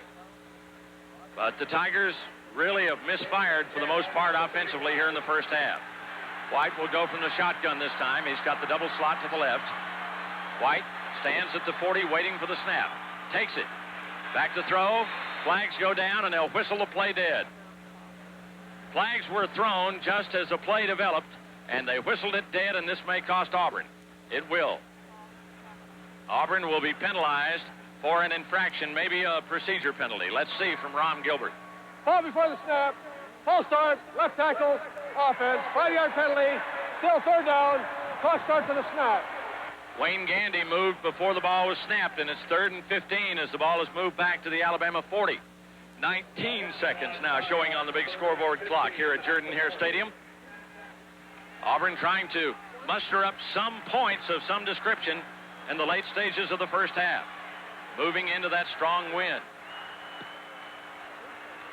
And Auburn showing some disorganization for whatever reason. I don't know what's going on here. Let's check with Ron Gilbert, the referee. 1 second. I think they want to put the extra second on the clock because that 1 second should not have elapsed. And it flashes up 20 minutes instead of 20 seconds. Now they've got it reset to 20 seconds. So Auburn getting its just desserts, its full complement of time here. They got an extra second in which to operate. 3rd down and 15 at the Bama 40. White from the shotgun. Waiting is White. He takes the snap. Alabama's blitzing. White's in trouble. Rolls to his right. Will he run? Yes, he will. He'll duck under a tackle, losing a yard or so. He'll duck under a tackle, losing a yard back to the 41. And Auburn will call time with 11 seconds to go. I don't think they are within range of an Etheridge field goal. Timeout on the field. Let's take timeout. Wells Printing, a name that has meant quality printing and unparalleled service since 1947. Books, publications, brochures, business forms, color printing. Wells Printing does it all. Plus, Wells Printing is locally owned and operated, so you know you're dealing with hometown people who understand your printing needs and can provide you with quick turnaround on any job you've got. Wells Printing, 6030 Perimeter Parkway, just off the Troy Highway, or call 281-3449. They'll try, I guess, Charlie, to muster enough yardage for a 1st down. They are 4th and 16. And I would not think they would want to punt here. They'll try to buy a first down if they can. And if the receiver catches the ball, step out of bounds and then try to set up for a field goal. 11 seconds to go in the second quarter. Auburn on the Alabama 41-yard line, but 4th down and 16. So they're going to try to step out of bounds right after throwing a first down pass. I'm sure that that's what they're trying to set up. So look for Stan White to throw the ball to the sideline, and Alabama knows that as well. Alabama is seeing Auburn in a lot of predictable situations in the first half. Bailey and Sanders, the split receivers to the left. Dorn wide right. Here's a pass over the middle, incomplete. Intended for Carter, but that, Sanders it was. That'll bring on a penalty flag for interference against Alabama. Antonio Langham is guilty of pass interference as we're down to 6 seconds in the first half. Auburn will get a penalty. Alabama whistled for pass interference. That should be enough to set up Scott Etheridge with a field goal attempt. Only 6 seconds remaining. I don't think that Terry Bowden would. Pass interference. Defense.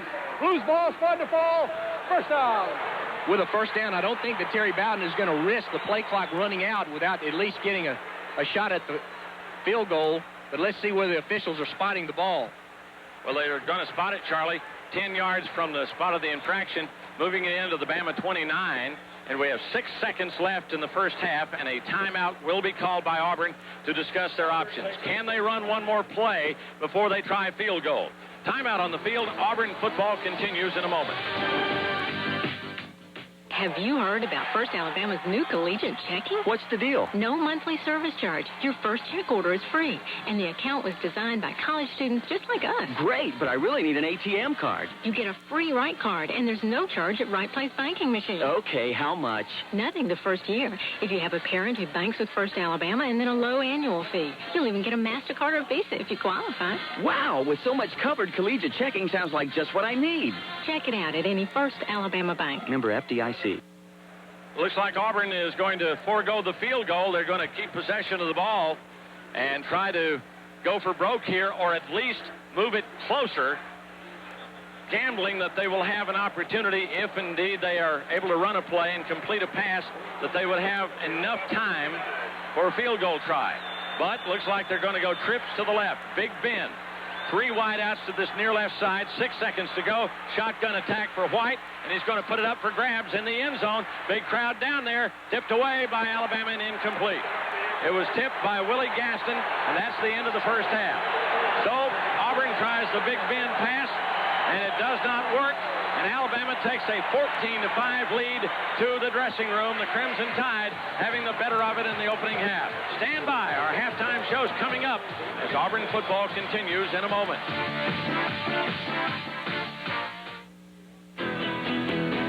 Make it better, make it right.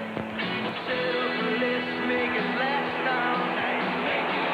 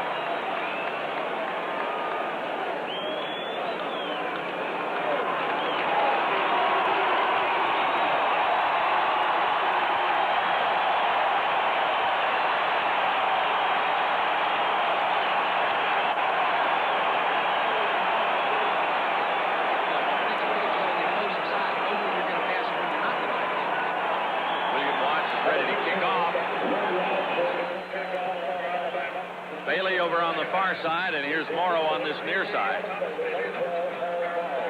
And Auburn's got to show some signs of life offensively if they're to get back in this game. Auburn down by only 9 points. Auburn was down by 14 points against Florida and came back and had a very good adjustment at halftime, giving them a tremendous second half of offense. Let's see if Auburn was able to make any adjustments that'll provide more offense in the second half. Alabama's defense much better than Florida's defense, and that's really what's carrying the Crimson Tide right now is their defensive side of the game. Yeah, sorry to say, you can't compare Alabama's defense to that of Florida. Alabama's is so much better. All right, the crowd on its feet as we begin the second half of play. Watts, the freshman out of Pleasant Grove, ready to kick to Morrow and Bailey. Here we go. He's got the okay from the officials. Moves on the ball, and he boots it deep with the wind at his back. Bailey will take it, let it slip through his hands, and go all the way out of the end zone. Big kick by Watts to start the second half of play. Auburn 1st and 10 at the 20. In addition, our usual contingent of Auburn Network affiliate stations in 8 states across the Southeast today are being carried worldwide on Armed Forces Radio to our servicemen and women in over 130 countries, and we welcome you. Glad to have you along. I'm Jim Fife, along with Charlie Trotman, Quentin Riggins, and our broadcast team here at Jordan-Hare Stadium on the plains of Auburn, Alabama. First snap of the second half for Stan White. White's going to pump one out in the flat. Bailey trying to reach out and flag it down. He can't grab it. It's incomplete. A little bit overthrown at the 26-yard line. A little out pattern for Bailey, Johnson, and Shade covering on the play. It'll be 2nd and 10 Auburn at their 20. A good first down play, but Auburn didn't execute it and didn't get the completion. But that's what you need to do against the Alabama defense, because Alabama really crowding the Auburn offensive line right now. They're putting more men on the defensive line that Auburn has to block them right now. They're going to force Auburn to throw the ball and see if Auburn can beat them in that respect. White asking for quiet as he again loads up the shotgun. Wide receivers left and right. There's the snap to White. Rolling right. Going to throw on the run. Pass is incomplete. Alabama defender all over him, and the crowd wanted pass interference on Tommy Johnson as Thomas Bailey unable to hang on to that one over in front of the Alabama sideline. So Auburn will look at 3rd down and 10 at their 20-yard line. White rolling right out of the shotgun, fired it hard into that far sideline, but Bailey couldn't hang on, and Johnson was hanging on to Bailey. Out of the shotgun, Stan White had plenty of time to throw the football. He was rolling to his right, but Tommy Johnson closely guarding Thomas Bailey on the curl route, and Auburn is going to have to find a way to get those single receivers open against the Alabama secondary. Here's that shotgun with wideouts left and right. Dorn is now the tight end. 3rd and 10, the blitz is coming. White dodging one tackler, but throws the ball well under the receiver. Incomplete for Thomas Bailey up at the 25-yard line, and Bailey wanted some of Tommy Johnson. Jim, that's what I'm talking about as far as Alabama knowing that Auburn's in predictable situations, because Bill Oliver, the Alabama defensive coordinator, likes to blitz in those situations, puts a lot of pressure on the quarterback. You got to hit some big plays to get him out of that. 10-man Alabama rush, 4th and 10 Auburn. Daniel to kick from inside his 10. The deuce is back there at the 42, David Palmer. Knee-high snap, big rush. There's a line drive wobbly kick that's going to bounce in front of Palmer. Palmer will let it roll. It'll take an Auburn roll inside the 40 and go dead at the 36. Let's take timeout. America's favorite heavy-duty motor oil, Shell Rotelity Multigrade with XLA, available at Taylor Petroleum. Shell's patented extended life additives do a better job of controlling harmful engine deposits. In the long run, an engine running on Rotelity with XLA stays cleaner and lasts longer than an engine running on other heavy-duty motor oils. So you get better starts in cold weather and overall improved fuel economy. It's no wonder Shell Rotelity with XLA is the heavy-duty oil truckers swear by. Ask for Rotelity with XLA at Taylor Petroleum, 262-2875. The Auburn Network's coverage of Auburn football is brought to you in part by Chevron, the only gasoline with Tekraline. Chevron, simply smarter. Alabama setting up shop in excellent position. They're 36, 1st and 10 to go, with a 14-5 lead as we get back to play here in the 3rd period, with not yet a minute having been played. Auburn misfired on 3 downs. Terry Daniels punted the ball 44 yards, and Alabama will have it at their 36, 1st and 10.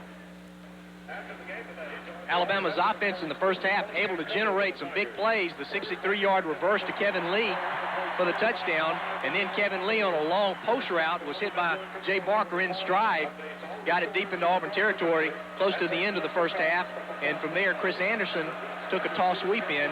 Defensively, Auburn played pretty well other than those two big plays, so we'll see if the Auburn defense can adjust in the second half. Lee left, Palmer right, out of the eye. Barker's going to give to the tailback. Up the middle, 40, 45 for a first down or close to it. To the 46-yard line is Chris Anderson. Chris Anderson speeding straight up the middle in a zigzag pattern, and he was able to dodge tackles all the way and pick up about 10 or 11 yards. Just a draw play. Making a 9-yard gain. Auburn offensive line doing a good job of picking up Mike Pelton on a stunt from the interior line position. Got about 9.5 to the 46. Out of the eye, give to the fullback. Lynch is hit right there at the line of scrimmage. Didn't get much, but he may have enough for the first down. Alonzo Etheridge made the Auburn tackle, but not before Terrence Lynch had logged the first down. Alabama only needed inches. So it'll go to 1st and 10 for the Crimson Tide as they have logged the first down of the second half. They got the ball at their 48-yard line. Chris Anderson had a pretty good first half at 47 yards on 6 carries and starts out the second half with a 9-yarder. Torres Turner replacing Lynch at fullback. The give is to the tailback. Big hole for Anderson over the 50 and into the Auburn 46. Mike Pena, a nice open field tackle to stop Chris Anderson, who had one of the 2 Tide touchdowns in the first half. But it's a nice gain on first down, and Alabama is showing signs that their running game is getting into gear. And the Alabama offensive line just doing zone blocking, but doing a good job of shielding the Auburn defensive players away from Chris Anderson, who's finding the running alleys. Anderson has 6 carries, 62 yards. 2nd and 4th, Auburn's 46. Give to Anderson. Anderson a first down and more. Flag on the play. He's to the 40. He's to the Auburn 35. He's to the 34-yard line. Flag thrown at the point of the down, and Auburn will be the beneficiary of a call here as Alabama is going to be hit with holding. Anderson will have that run erased, and Alabama will come back, and they will step up a holding call. 10-yard penalty, spotted a fall. Repeat second down. Well, that's a huge penalty, and Auburn's defense needs to take advantage of that because the Alabama offense really rocking on this series of downs. They're opening up a lot of holes for Chris Anderson, and Auburn needs to take some incentive out of that penalty defensively to find a way to stop the Alabama running game. This offensive line for Alabama doesn't look like the offensive line that they've complained about not creating running holes. Move the ball back to the Alabama 45 at 2nd and 13 from there. Barker's going to the air, flushed out of the pocket, sacked. Back to the Bama 35. Loss of 10 yards. Pelton and Harris close him out.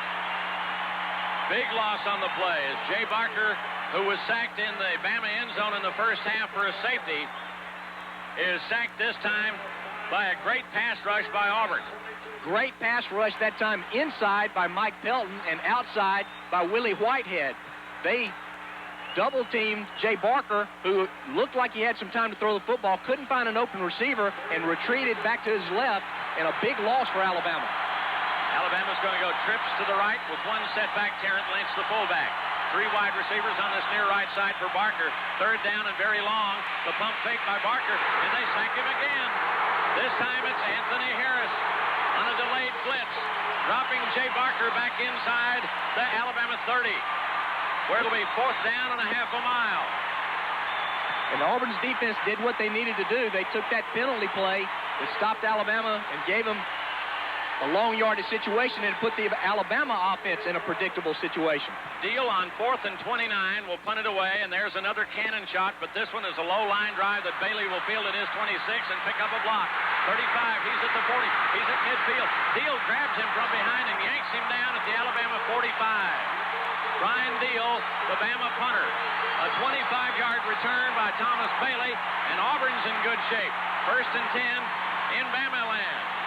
And if Brian Deal doesn't make the tackle, he was the punter. If he doesn't make the tackle, that's a touchdown for Auburn. Thomas Bailey found that seam. He caught all of his blockers. There was a wall here on the left side, and he cut through the wall, and it was clear sailing. But Brian Deal made a nice tackle. He was an excellent high school athlete, and he showed it on that tackle. Under center is White, operating out of the eye with twin wide receivers. The play faked by White, and he fires over the middle, and it's incomplete, intended for Thomas Bailey, who was upended, and the crowd again wanted pass interference on Willie Gaston or Tommy Johnson, but no flag goes down. He got upended. They turned him a backflip as they went up under him, just as the ball got there. Stan White, on a play-action fake, just fired the ball back to this left side, to the short side of the field. Thomas Bailey, on a post route, he had position on the cornerback, but Willie Gaston came from that free safety position, and they kind of double-teamed, sandwiched Thomas Bailey on the play. White has thrown 7 straight incompletions. 2nd and 10 play at the Bama 44 from the shotgun. Here's White, looking to throw again. This one to the near side. It's intercepted by Willie Gaston at the Alabama 27-yard line. Cut right in front of Sean Carter and picked it off as he was going out of bounds. And a penalty marker goes down well after the play. I don't know why they threw the flag, but I think it's going to be unsportsmanlike or a personal foul against Alabama. They threw the flag well after the play. The play occurred on this near sideline, and the flag went down in the middle of the field back inside the 30, so I think they're going to whistle Alabama for unsportsmanlike conduct. That's the indication from referee Ron Gilbert. Alabama celebrating the interception. Willie Gaston making a fine play for the Crimson Tide, but it was Stan White waiting just a little bit too long to throw that flag route. He had Sean Carter open early. Interception after the ball was dead. Dead ball fall. Celebration on the white team. 15-yard penalty. First down, 10. I'm glad they penalized Alabama, obviously. I'm partial, but I still think that's a little bit absurd. And move it all the way back to the Alabama 12. We saw 3 of those penalties in the Auburn-Florida game. That's the first one we've seen today in the Auburn-Alabama game.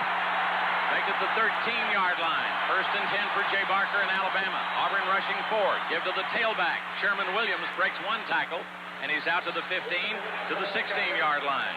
Pina and Solomon closed him out after somebody hit him at the line of scrimmage, and he was able to slip through that would-be tackle on that first down play.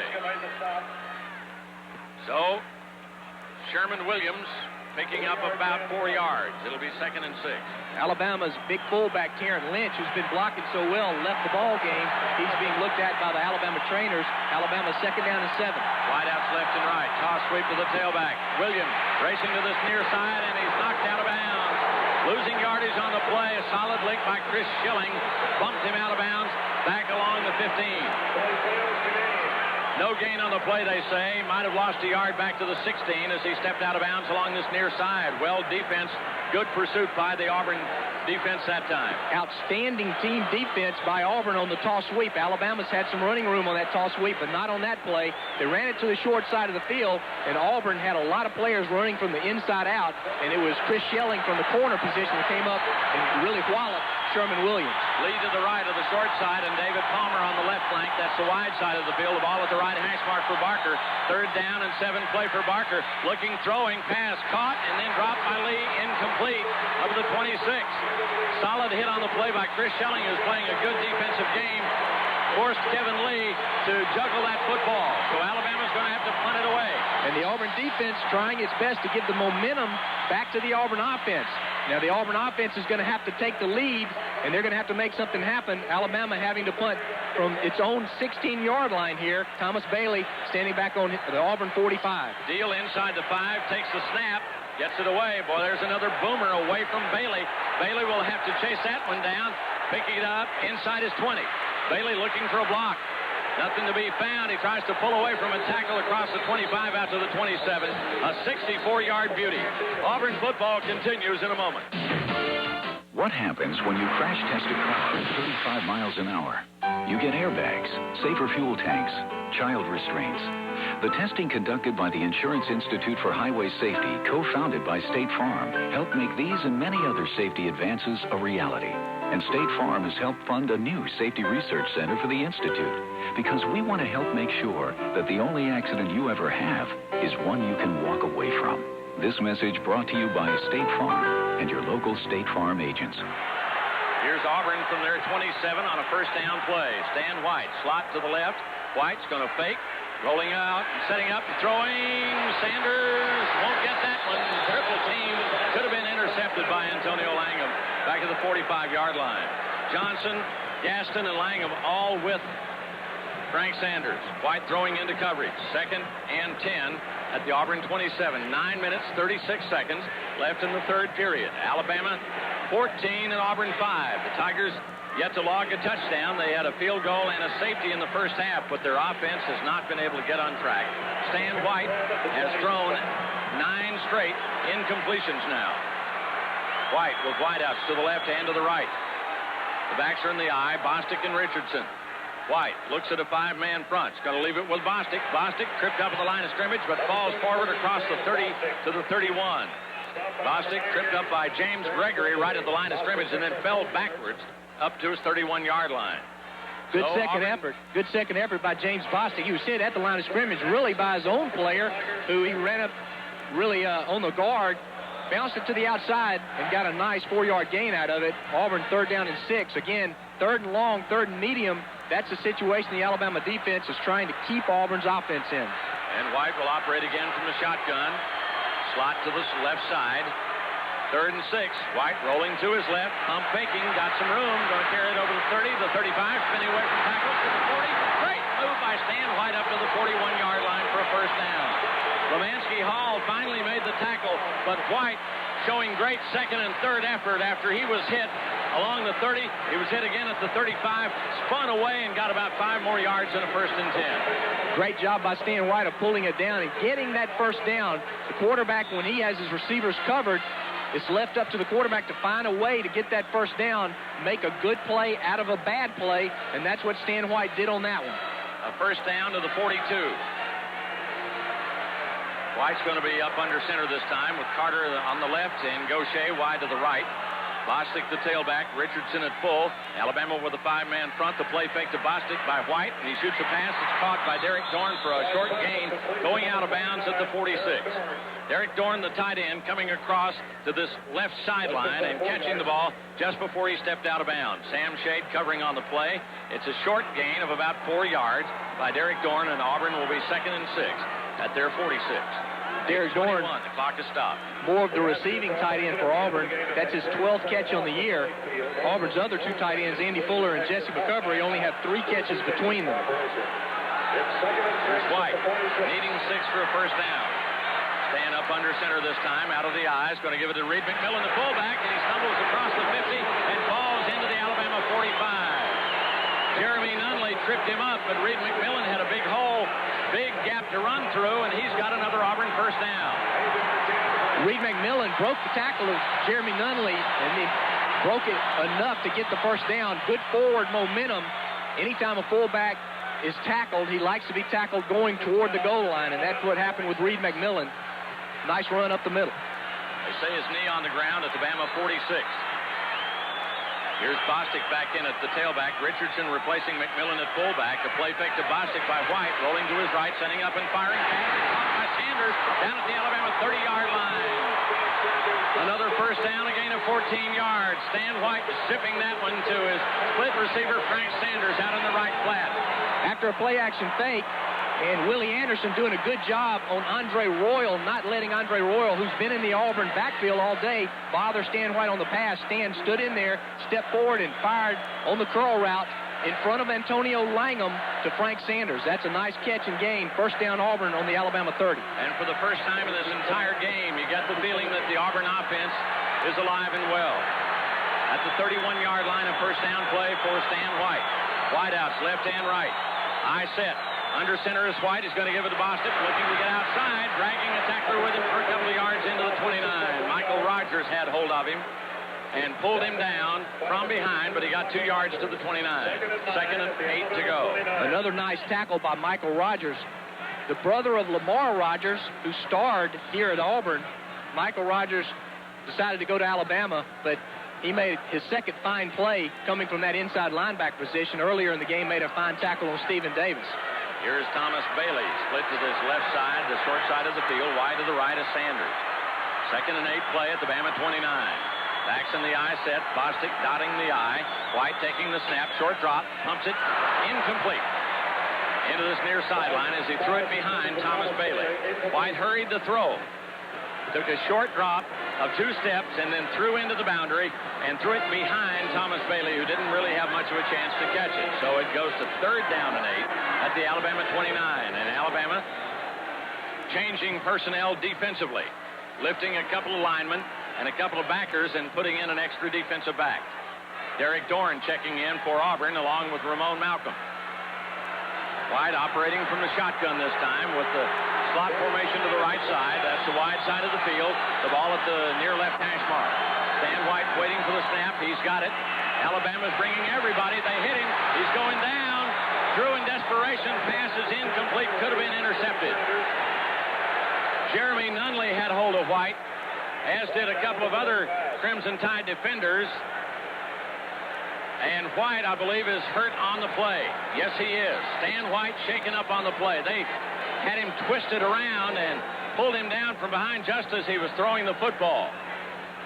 It fell to the ground, but it could have been intercepted. And as they look after Stan White, a time is called with 6:22 left in the 3rd period. How costly would that be? Stand by. We'll be back after we pause 10 seconds for station identification on the Auburn Network. 100,000 watts of War Eagle. WLWI-FM, Montgomery.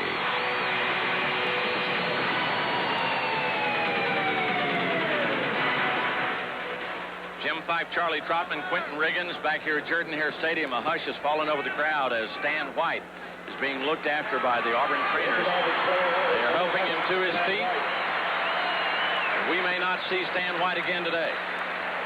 He is going to be helped to the sidelines, and Patrick Nix will be called on to quarterback Auburn, probably for the remainder of the game. White unable to put any weight at all on that left foot. Nix, 6'2", 188, redshirt sophomore out of Rainbow City. And you talk about pressure. White ruled down on the play, losing 4 yards, so it's 4th down and 14 to go. Nix this time will go for it with 6:22 left in the 3rd period. Auburn trailing 14-5. Out of shotgun, Patrick Nix. Alabama bringing everybody.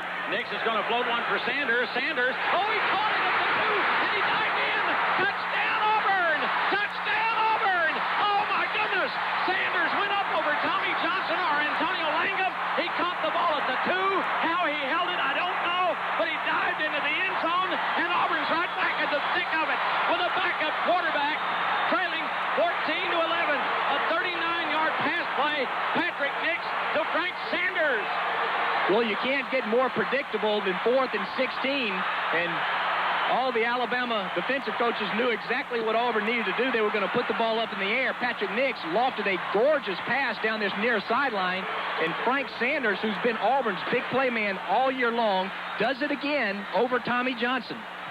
Etheridge kicks, point after, good. It's a brand new game.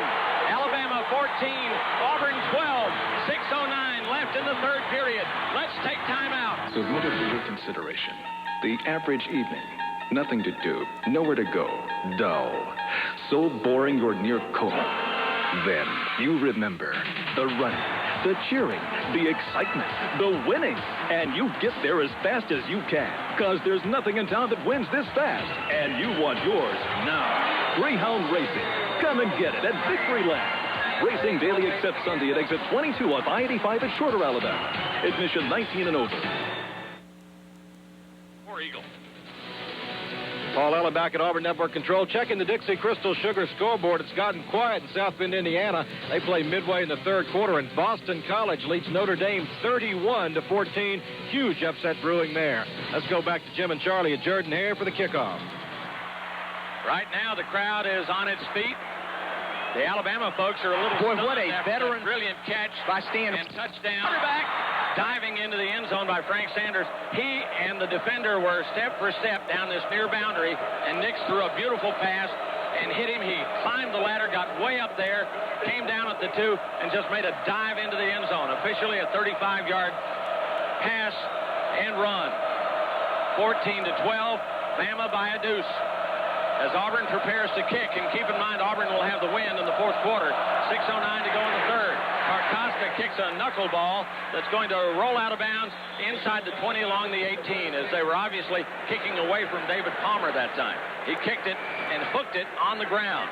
But Alabama will have the option of taking it, and that's what they'll do without a return at their 35 as we go to Quentin Riggins for a report. Jim, I have some bad news. Auburn trainers are looking at Stan White's left knee. They're not going to give any information on it because he's probably the starting quarterback, and they hope that he'll return. But Health South doctors are looking at him right now and checking out his left knee.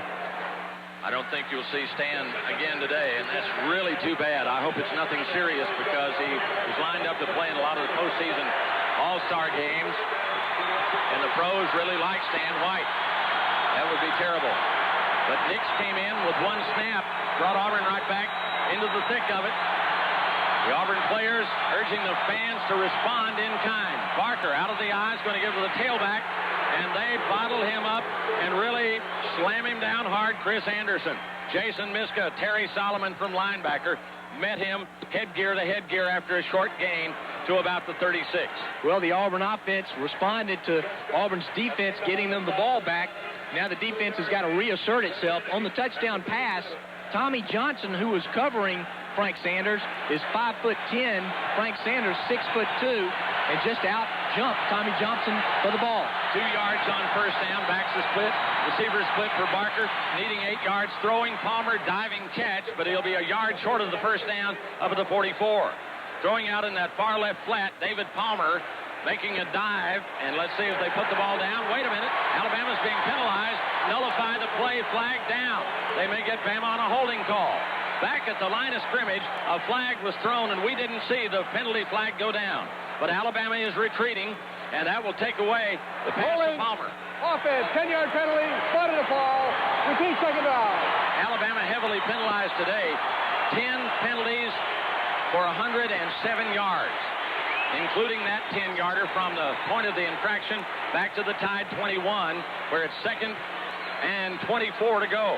When Alabama took the ball to open the second half, they had a good drive going. They were hit with a similar penalty, and Auburn's defense responded. Now Auburn's defense has Alabama in a predictable situation. Let's see if they can get pressure on Barker. Lynch and Anderson are the setbacks. Barker needing 24 yards, going to throw it over the middle. Oh, it's almost intercepted, throwing for Chad Key, who had drawn coverage from the linebacker Harris, and the deflection almost went into the hands of Brian Robinson. And if he catches it, and yet another penalty is down, if Brian Robinson catches that one, he's gone for the down. Penalty against Alabama. Illegal shift. I think Auburn will wave it off.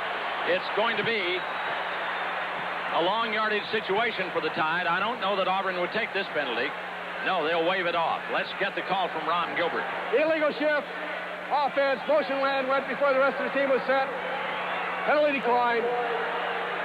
Third down. Third down and 24. And another good job of coverage by the Auburn linebacker and Anthony Harris. That's Anthony Harris's 7th pass broken up from the inside linebacker position. That's good enough to be second on the Auburn team behind Calvin Jackson. Third and 24 at the Alabama 21. From the eye, wide receivers to both sides. Barker retreating, looking. Barker's going to go. He's going to pump fake and going to throw long down the field for Palmer. Nobody's going to get that one. Palmer and Schelling were step for step, and the ball was well overthrown as Barker was hit just as he got it away.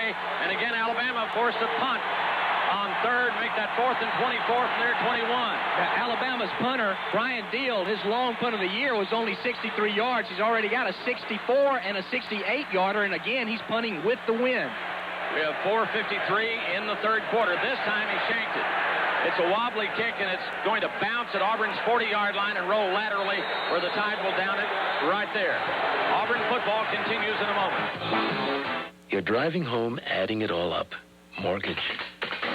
One kid wants to go to college. Ivy League. Other kid needs braces. You'll make it, but you don't need any more worries, especially from your car. May we suggest Chevron gasolines with the cleansing additive Tetraline? It's a simple thing you can do today to avoid unexpected problems tomorrow. Chevron, simply smarter. Here's Auburn with a first down situation at their 40. Pat Nix calling the play, is going to give it up the middle of the fullback. Storming inside behind some pretty good interference for about 4 yards is Tony Richardson, hit by Will Brown. Stan White, Jim, with an ailing left knee. It would be a great opportunity here for the Auburn offensive line to help out Patrick Nix, who's come in at quarterback, and he's thrown the touchdown pass to get Auburn within 2 points to Frank Sanders with the running game. If Auburn's offensive line could provide a little running room, it's certainly going to give Patrick Nix a much better opportunity to complete the passes. Nix throwing for a touchdown on his first snap of the game in relief of Stan White. As a 2nd and 6 situation at his 44. Nix is going to toss sweep to his tailback. Bostic cuts it back inside. 50, Bama 45. He's at the 40. He's at the 35. He's to the 32-yard line.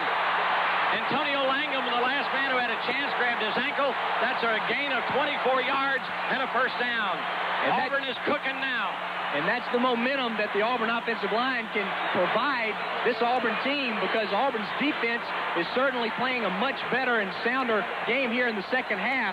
Auburn's offensive line has got to step it up, and it appears that they're doing just that. Stephen Davis now has replaced Bostic at tailback. Auburn with the ball at the Bama 33. Richardson's at fullback. Both ends are split. The fake by Nix. He's rolling right. He's throwing on the run. Sanders pulls it in at the Bama 25-yard line and is ridden out of bounds at about the 26 by Langham. Antonio Langham really closing quickly on Frank Sanders. A nice defensive play because he had him over there all alone, one-on-one. You wish that Frank Sanders had run the down and up on that pass pattern, but what a great pass by Patrick Nix.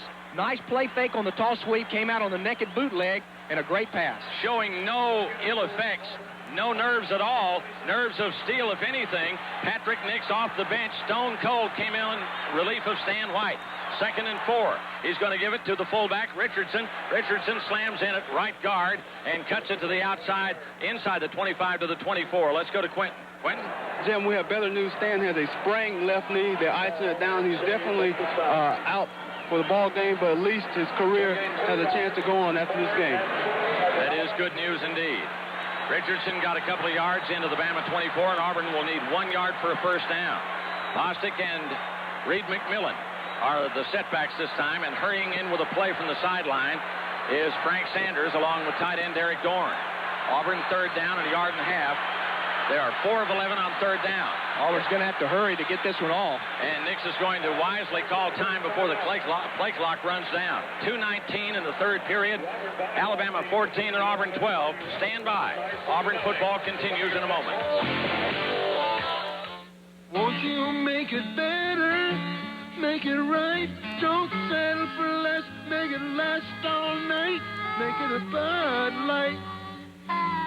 Make it Bud Light.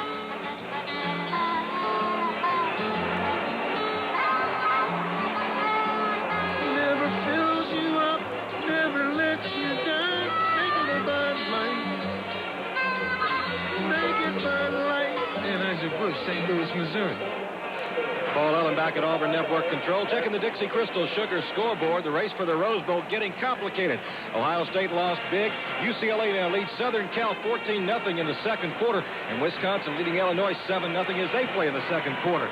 Somebody will have to sort this out on Sunday. Meanwhile, we go back to Jim and Charlie at Jordan-Hare. Copyrighted broadcast presented by authority of rights granted to the Auburn Network, a division of Host Communications by Auburn University, and may not be reproduced or retransmitted in any form without the express written consent of Auburn University and the Auburn Network. Patrick Nix and the Auburn offense needing a yard and a half for a first down at the Alabama 24. 2 minutes, 19 seconds, 3rd period. Alabama 14, Auburn 12. Here we go. Nix up under center, running from the eye. The tailback is Bostic. 1 wide receiver, 2 tight ends. Give up the middle. McMillan, the fullback, has his first down as he slithers into the 20. Reed McMillan just burrowed into the pile and squirmed into about the 20-yard line.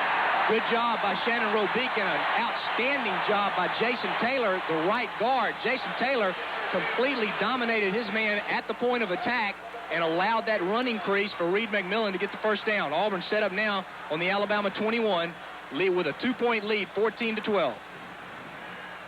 John Carter, Frank Sanders, the wideouts in a slot formation left. Stan White on the bench, setting this one out after the twisted knee. Patrick Nix out of Rainbow City, the redshirt sophomore, is going to toss sweep. There's Bostic looking to get outside. He does, turning the corner. 15, 10, 9, 8-yard line. Johnson and Gaston on the tackle of James Bostic. 13 yards and another first down. A beautiful job by James Bostic of reading his blockers. When you're running the tall sweep from the tailback position, you have the ability to cut it back inside if that's what's there, or either you break it to the outside. That time, big Willie Anderson dominated on number 11, Lemansky Hall, didn't allow him to have any penetration at all and really gave James Bostic his choices inside or out. Midway between the 8 and the 9-yard lines. First and goal for the Auburn Tigers. Trailing Alabama 14-12 in the final seconds of the third quarter. Nix is going to give it to Bostic, and this time Bostic is losing yardage. James Bostic saw his protection break down. He had nowhere to go. He was double-teamed and hit by Nunley and Rogers, and he lost about 4 or 5 yards. We'll see where they spot the football. They'll say the 12, so it's a 4-yard loss, and it'll go to second and goal from there. We have 56 seconds left in the third quarter. Alabama nursing a 2-point lead, 14-12, over the Auburn Tigers. Wide receiver Thomas Bailey hustling in with a play from the bench, relaying it to Patrick Nix. Auburn breaking huddle. They're up to the line of scrimmage, running out of the shotgun attack. Slot formation to the right side. Here's Pat Nix taking the snap. Going to give it to McMillan. McMillan looking for running room. Won't find any. And he's into the 10. Nunley came up, closed the hole. There wasn't much of a hole to close, and Reed McMillan was just trying to find some kind of running room, and he got about 2 yards in close to the 10. Auburn was hoping that Alabama, seeing Patrick Nix in the shotgun formation, hoping that on the blitz they were going to be able to pop it through there on the draw play, sort of a Statue of Liberty play of sorts. And the third quarter is going to come to an end before we have another play. Third and goal, and the ball will be officially spotted at Bama's 11 as we change into the field. Auburn will have the benefit of the wind in the fourth quarter.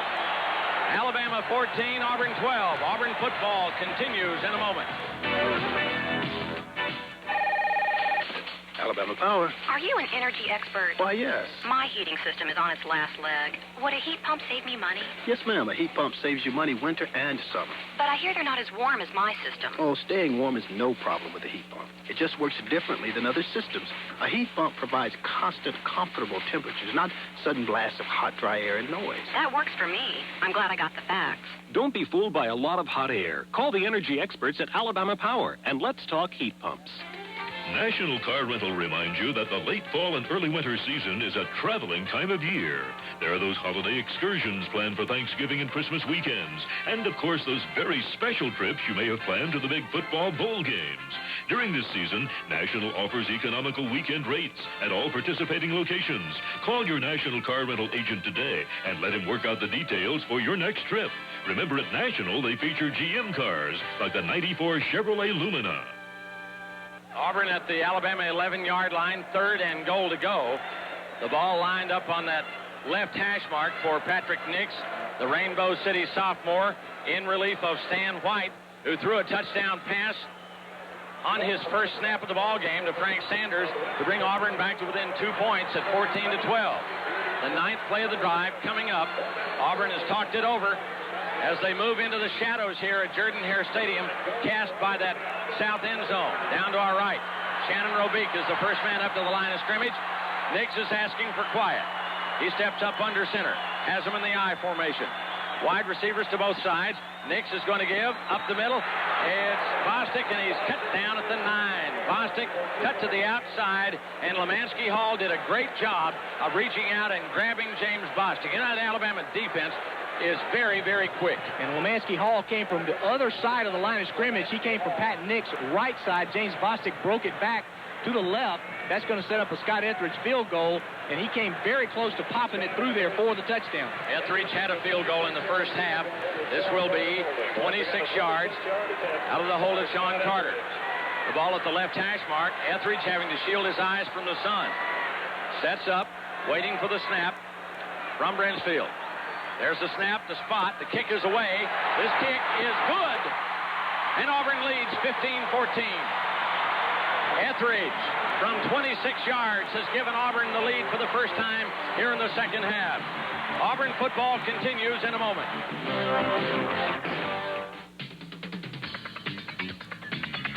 Think fast. Think Health South. Sports injuries to your shoulder, your knee, or your elbow can take you out of the game fast. And when that happens, you need the best sports medicine available. HealthSouth provides the best to professional and college athletes, and they can provide it to you. HealthSouth, the official sports medicine providers for Auburn University and the Southeastern Conference Championships.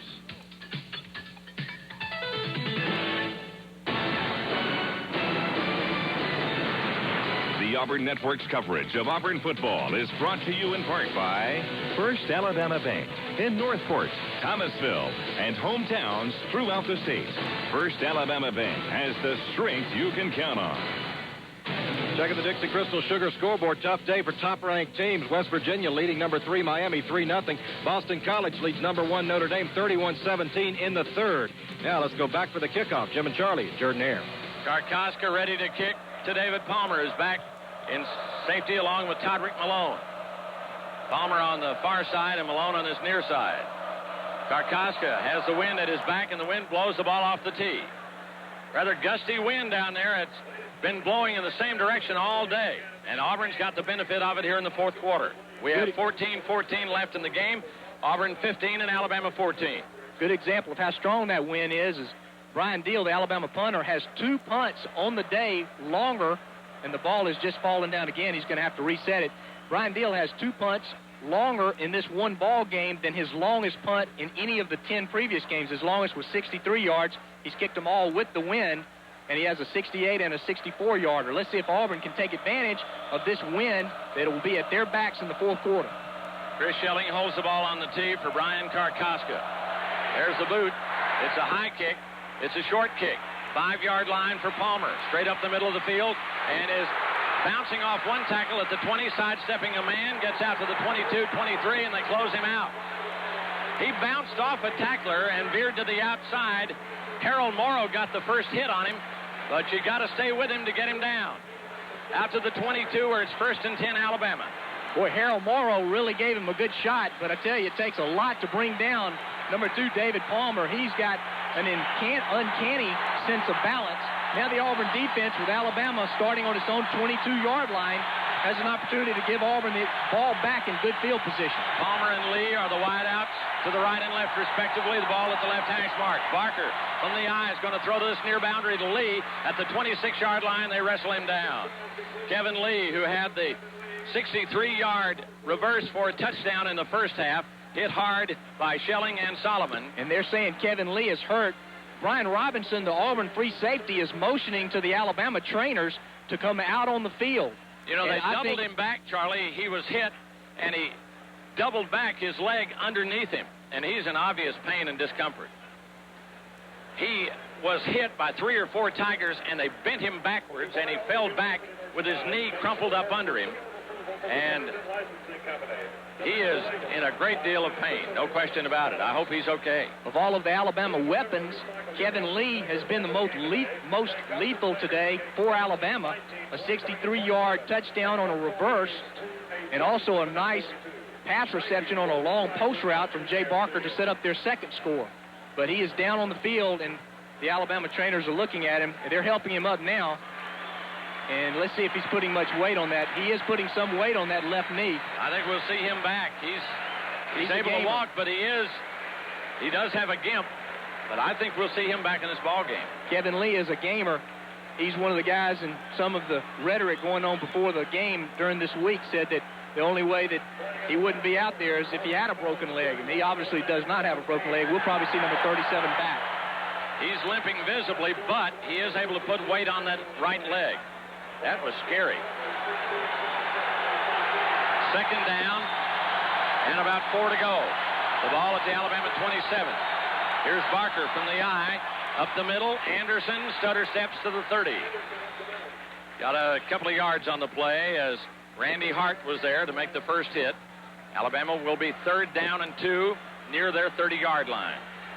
We have 13 and a half minutes, well, let's call it 13:25 left in the game. Auburn leads Alabama for the first time in this second half of play, 15-14. Auburn coming back from a 14-5 deficit. Here's Alabama breaking huddle. Appears to be some indecision. Barker will go with split backs, Lynch and Anderson. Wideouts left and right. They need 2 yards on 3rd down, and Barker's got time. Going to throw long down the middle of the field. This one's intercepted. Robinson, 40, 45, 50, 45 to the Alabama 43. Flags are down. Flag went down after the tackle was made. A fight appeared to break out, a shoving match between the two sides as Barker pump faked and was throwing down the middle of the field. He was looking for Todrick Malone, Jim, down the middle of the field, and Auburn's going to get hit with the personal foul. But Brian Robinson was able to intercept that ball because he was behind Todrick Malone on the pump fake. He was trying to get it. After the interception, dead ball fall, personal fall, on the blue, 15-yard penalty, first down 10. On the pump fake, Barker was trying to draw the Auburn secondary up to bite on that first fake that Todrick Malone made, but then he went deep, and Jay Barker threw it behind the receiver. The receiver was looking for the ball over his right shoulder. Barker threw it over his left shoulder. Brian Robinson made an outstanding adjustment to the football. That's his 5th interception on the year. Auburn penalized 15 yards for the personal foul back to their 44. And a first down play for Pat Nix. Going to give it to the tailback. Slithering through a little hole across the 45 and out to the 48-yard line is James Bostic. Tried the left side. There wasn't much there, but he was able to get more than it looked like he would before John Walters, the right side linebacker, came up to make the first hit at the 48. That'll be a gain of 4, 2nd and 6 to go. Clock running at 12:30 in the game. Auburn 15 and Alabama 14. The Alabama defense has been on the field a long time today. Keep in mind, they were on the field over 20 minutes of the first 30 minutes in the initial half. Bostic the tailback. Richardson the fullback. Give's going to be to Richardson. He is hit, and they swarm him under after maybe a yard gain to the 49. Walters and Royal on the tackle. They really butted him down hard. A gain of a yard, 3rd down and 5 for Auburn. 12 minutes left. The clock continues to run, and Auburn trying to hammer away at that tough Alabama defense. Patrick Nix calling the play in relief of Stan White, who went down with a leg injury in the 3rd period, and on the first snap after coming off the bench, Nix threw a 35-yard touchdown to get Auburn back in it. The field goal by Etheridge gave Auburn the lead. 3rd and 5 play from the 49. Toss sweep to Bostic. Cuts it back inside across the 50 into the Bama 49, short of a first down. It was Willie Gaston and free safety Chris Donnelly who came over there to make the tackle on James Bostic. Auburn looks at 4th down, and they'll need about 3, so the Tigers will have to punt it away. With the wind at his back, Terry Daniels trots onto the field, and he'll be punting to David Palmer. Alabama is just now sending, it looks like it's Chris Anderson. Anderson is going to return the punt and not Palmer. That's very unusual. So Chris Anderson in single safety at his 10, awaiting the punt from Terry Daniel. Waist-high snap. Daniel will try to pin him deep. It's a wobbly, long kick. Anderson won't handle it. It will bounce laterally at the 2 and roll over the goal line into the end zone. Brian Brinchfield, the snapper, was hustling down there trying to kill it at the 2-yard line, but it veered away from him and bounced over the goal line. So Alabama will be first down and 10 at their 20-yard line. Boy, and that shows you how strong that wind is. Again, that was Terry Daniels' first punt with the wind, and he had a 49-yarder on that one. The wind very strong here. Auburn has the wind in the 4th quarter. For some reason, first down play, toss sweep, tailback Sherman Williams cuts it back inside for 4 yards out to the 24, where Brian Robinson is there to make the tackle. Williams in there at the tailback. I don't know what Palmer was doing in the locker room. Maybe some repair, maybe some physical work they were doing. I have no idea, but he was in the locker room when they punted that ball, so they sent Anderson in. Anderson didn't bother to handle the punt, let it roll, and Alabama will be 2nd down and 6 at their 24. Palmer back on the field now. Palmer is a wide receiver to the right side. 2nd down play. Up the middle, Williams. He's horse-collared, and he goes down after a gain of about 2.5 yards out to the 27-28.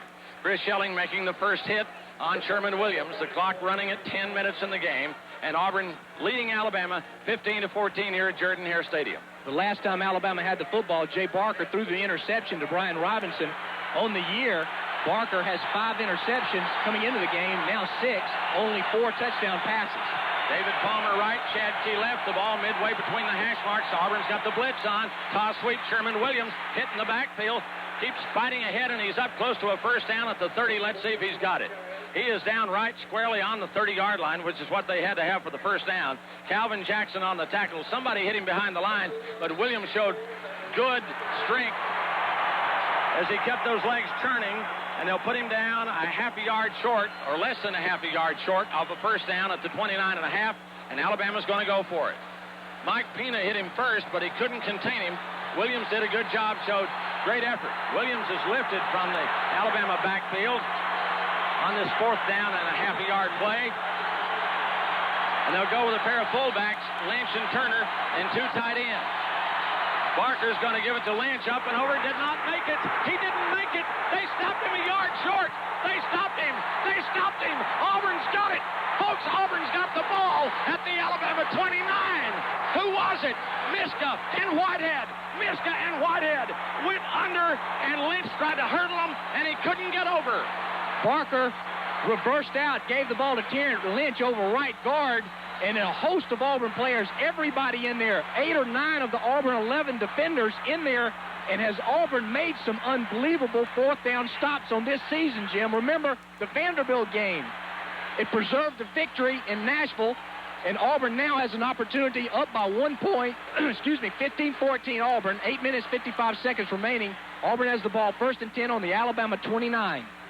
All right, Pat Nix on a first down play. Going to give it to Bostic. Bostic slips through one tackle, can't escape another one, trying to pull away, but they've got him right down there at the line of scrimmage. 10-second pause for identification. This is the Auburn Network.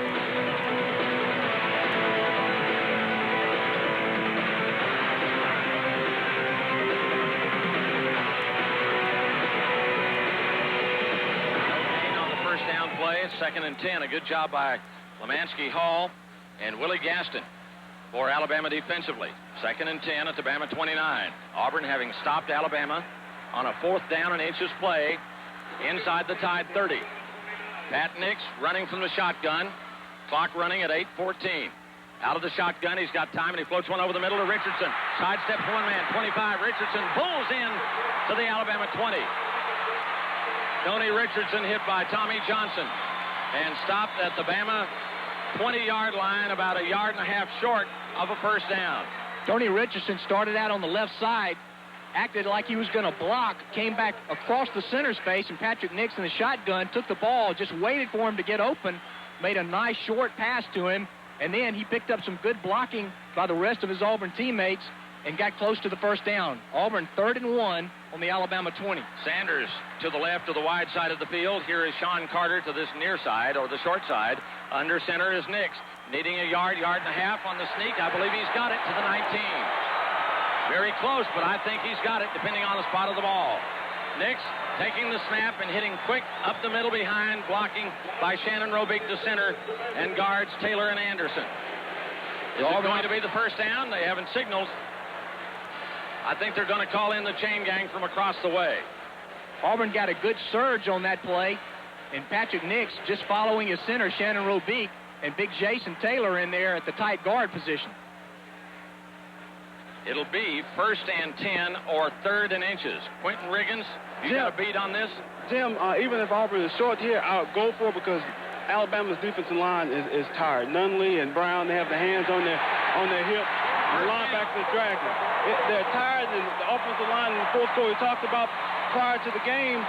The fourth quarter usually is Auburn's, and right now they're getting their second win. First down for Auburn at the Bama 19. 7:18, and the clock goes in motion. Auburn leading 15-14. Slot left for Patrick Nix. Again asking the crowd for quiet. Robic over the ball at center. Nix is up under center. Waiting for the snap. Takes it. Going to give it to Richardson. Richardson is hit. Breaks away. Richardson slams into the 16. Sliding to the outside. Tony Richardson was hit initially by Michael Rogers. Broke that containment and slipped ahead for about 3 yards as he slammed into the 16 in the grasp of Willie Gaston. Showing an awful lot of strength on that run. Michael Rogers broke through the line of scrimmage, met number 40, Tony Richardson, head to head, and Tony Richardson knocked Rogers to the ground, and then he caromed off the tackle along the left side for a short gain. Derek Dorn, the tight end. Both ends are split away. I formation. Reed McMillan is the fullback. It's going to be the tailback. Bostic, a hold, 15, 10. Bostic to 5. Bostic dragging tacklers with him to the 2-yard line. Gaston, the last man who had a shot at him, finally was able to wrestle him down at the Alabama 2.5. I think Quentin Riggins made a nice point a moment ago when he talked about how the Auburn offensive line has an Alabama defensive line on the field. It's been on the field a long time today. They're a little bit tired. Auburn is showing a spark on offense. Now 3rd down from the 3-yard line. Let's see what Auburn does. First down and 3 to go from the Alabama 3-yard line. First down and goal, about 14 yards. Got to hurry to get the playoff. They do. Toss sweep. Bostic cut down in the backfield. Walters got him. They had to hurry to get that play off, and I don't think they really were ready to run that play. The play clock was running down. It showed 2 seconds as he reached under for the snap and just barely got the play off in time. Bostic, running to the short side of the field, was chopped off his feet by Walters, losing yardage back to the 8. So they lost about 4 or 5 yards. Alabama so quick defensively. Walters sure didn't look tired on that play as he broke through the line of scrimmage. Again, Patrick Nix asking for quiet. The ball at the right hash mark. Both ends are split away.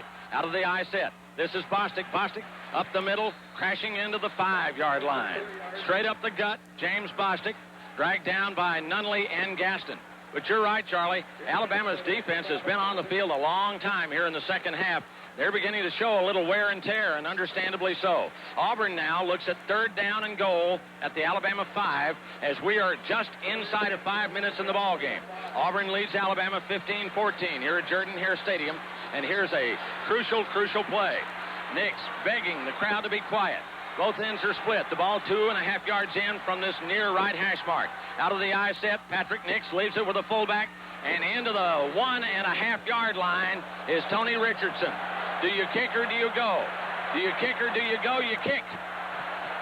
You've got to kick the ball in this situation. Auburn has a 1-point lead.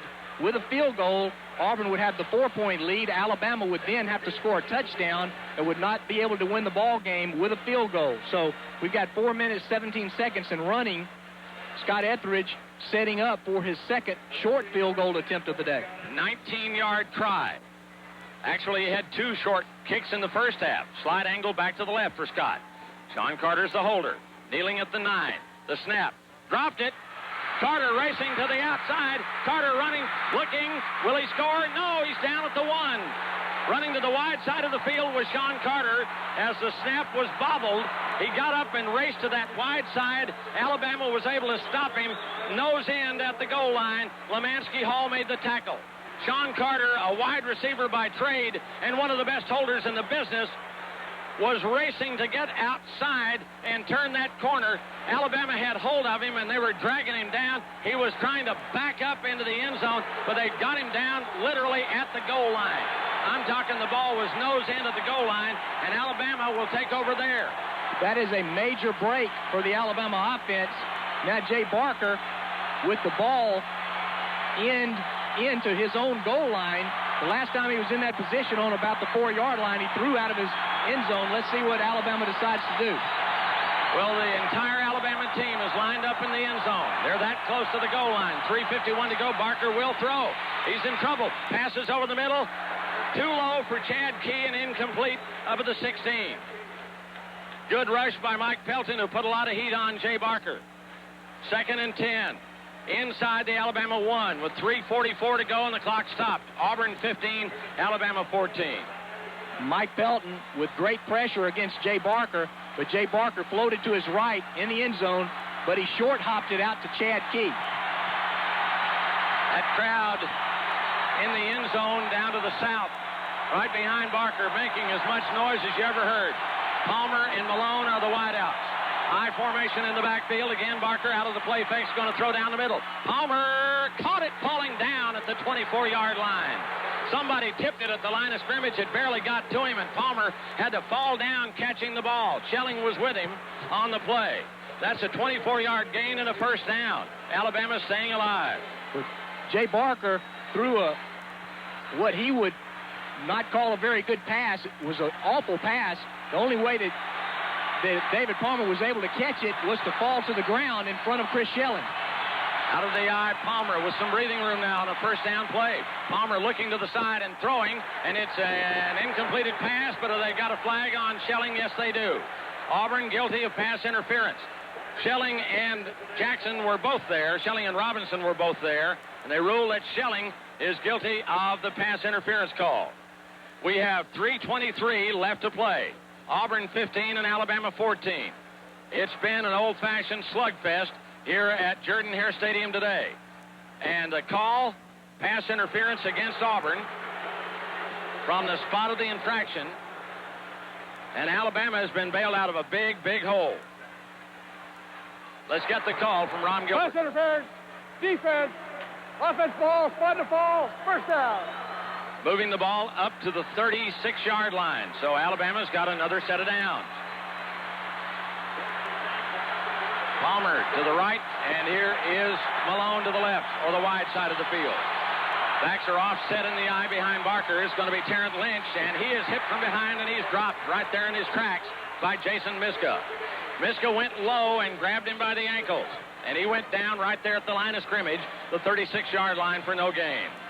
Jason Miska filling the hole brilliantly that time from the middle linebacker position. That was some sort of a delayed handoff to Terrence Lynch. He was looking for running room on the Alabama right offensive side, and from that left interior linebacker position, Jason Miska sifted through and made the tackle. Chad Key, wide right. Anderson is in the backfield, but Barker's going to throw to this near side to Palmer, and it's overthrown and incomplete up at midfield. Throwing into the Auburn sideline.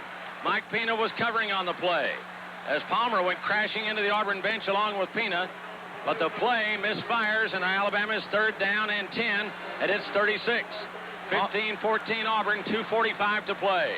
Palmer running a flag route on the sideline. Barker threw it over his outside shoulder, but Mike Pina had great position on David Palmer and was able to stay in front of him. The ball had to be thrown too high.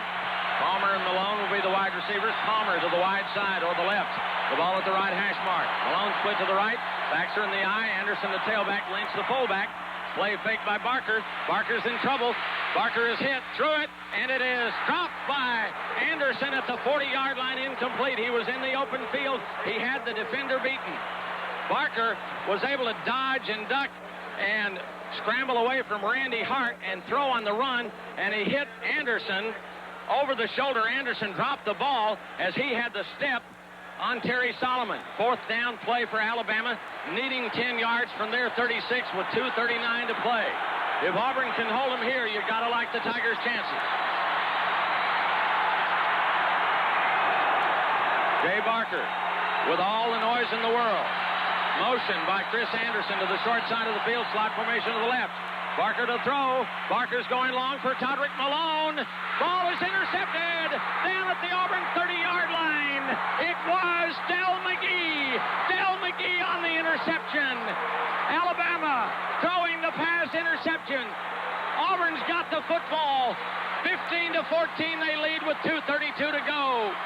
Jay Barker threw 2 interceptions against Auburn last year, and he's thrown his second interception against Auburn today. What an amazing turnaround by Del McGee, because Todrick Malone had outside position on him, and Del McGee was right there with Todrick Malone, but he didn't see the ball. Del McGee never saw the ball until he turned around right at the last instant, and it happened to be right there on his shoulder pads. Made a brilliant catch. Number 24, Del McGee, coming through with the interception. 2.5 minutes to play. Actually, 2:32 to go on a first down play. Here up the middle, Bostic, 5 yards, 10 yards, 45, Bostic, 50, Bostic, racing to the 45, to the 40, breaking a tackle to the 30, to the 20, to the 10. He's gone. Touchdown, Auburn! Well, I guess that lets you know that the Alabama defense, Jim, was a little bit tired. Boy, did James Bostic ever break that one. He had 3 touchdowns against Georgia, coming in this week as the SEC Player of the Week offensively, 183 yards in that game, and that big man just broke it over the right side and outran everybody and broke another tackle around the 25-yard line. Great speed, great power. What blocking by the Auburn offensive line. 70 yards. Auburn 21, Alabama 14 with 2:19 to play. Etheridge with Carter holding. This is an important extra point. It would give Auburn an 8-point cushion. The snap, spot, kick. Good! Auburn 22, Alabama 14 with 2:19 to go. Auburn football continues in a moment. Alabama Power. Are you an energy expert? Why, yes. My heating system is on its last leg. Would a heat pump save me money? Yes, ma'am. A heat pump saves you money winter and summer. But I hear they're not as warm as my system. Oh, staying warm is no problem with a heat pump. It just works differently than other systems. A heat pump provides constant, comfortable temperatures, not sudden blasts of hot, dry air and noise. That works for me. I'm glad I got the facts. Don't be fooled by a lot of hot air. Call the energy experts at Alabama Power, and let's talk heat pumps.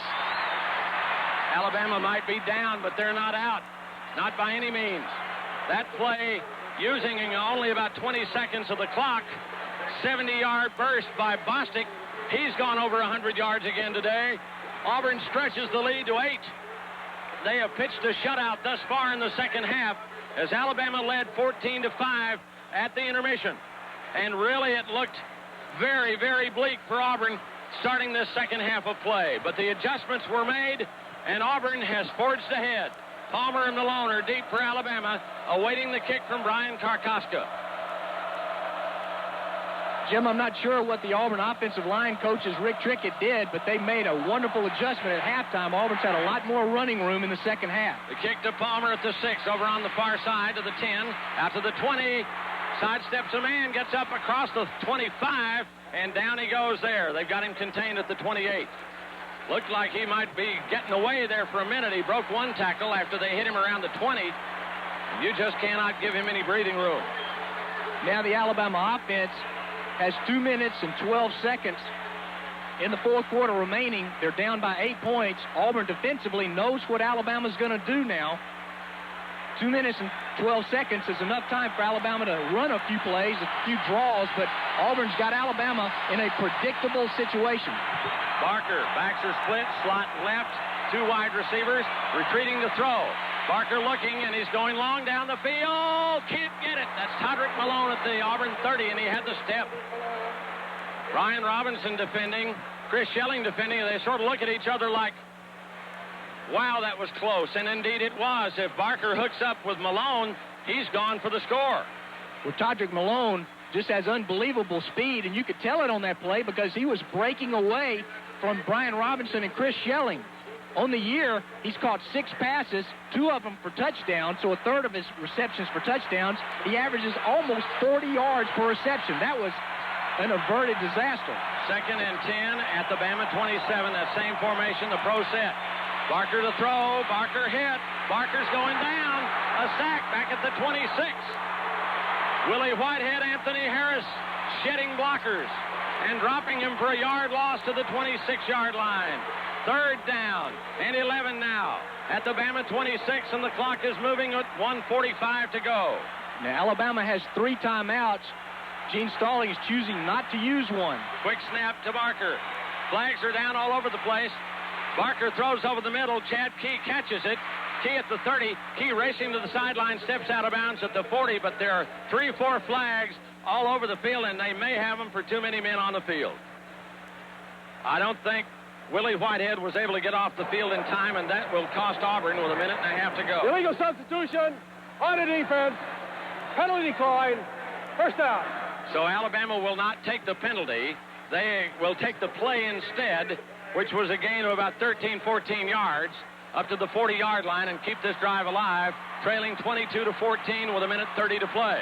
Now against Tennessee, Alabama went 82 yards in 11 plays with less than 2 minutes to go to tie the ball game.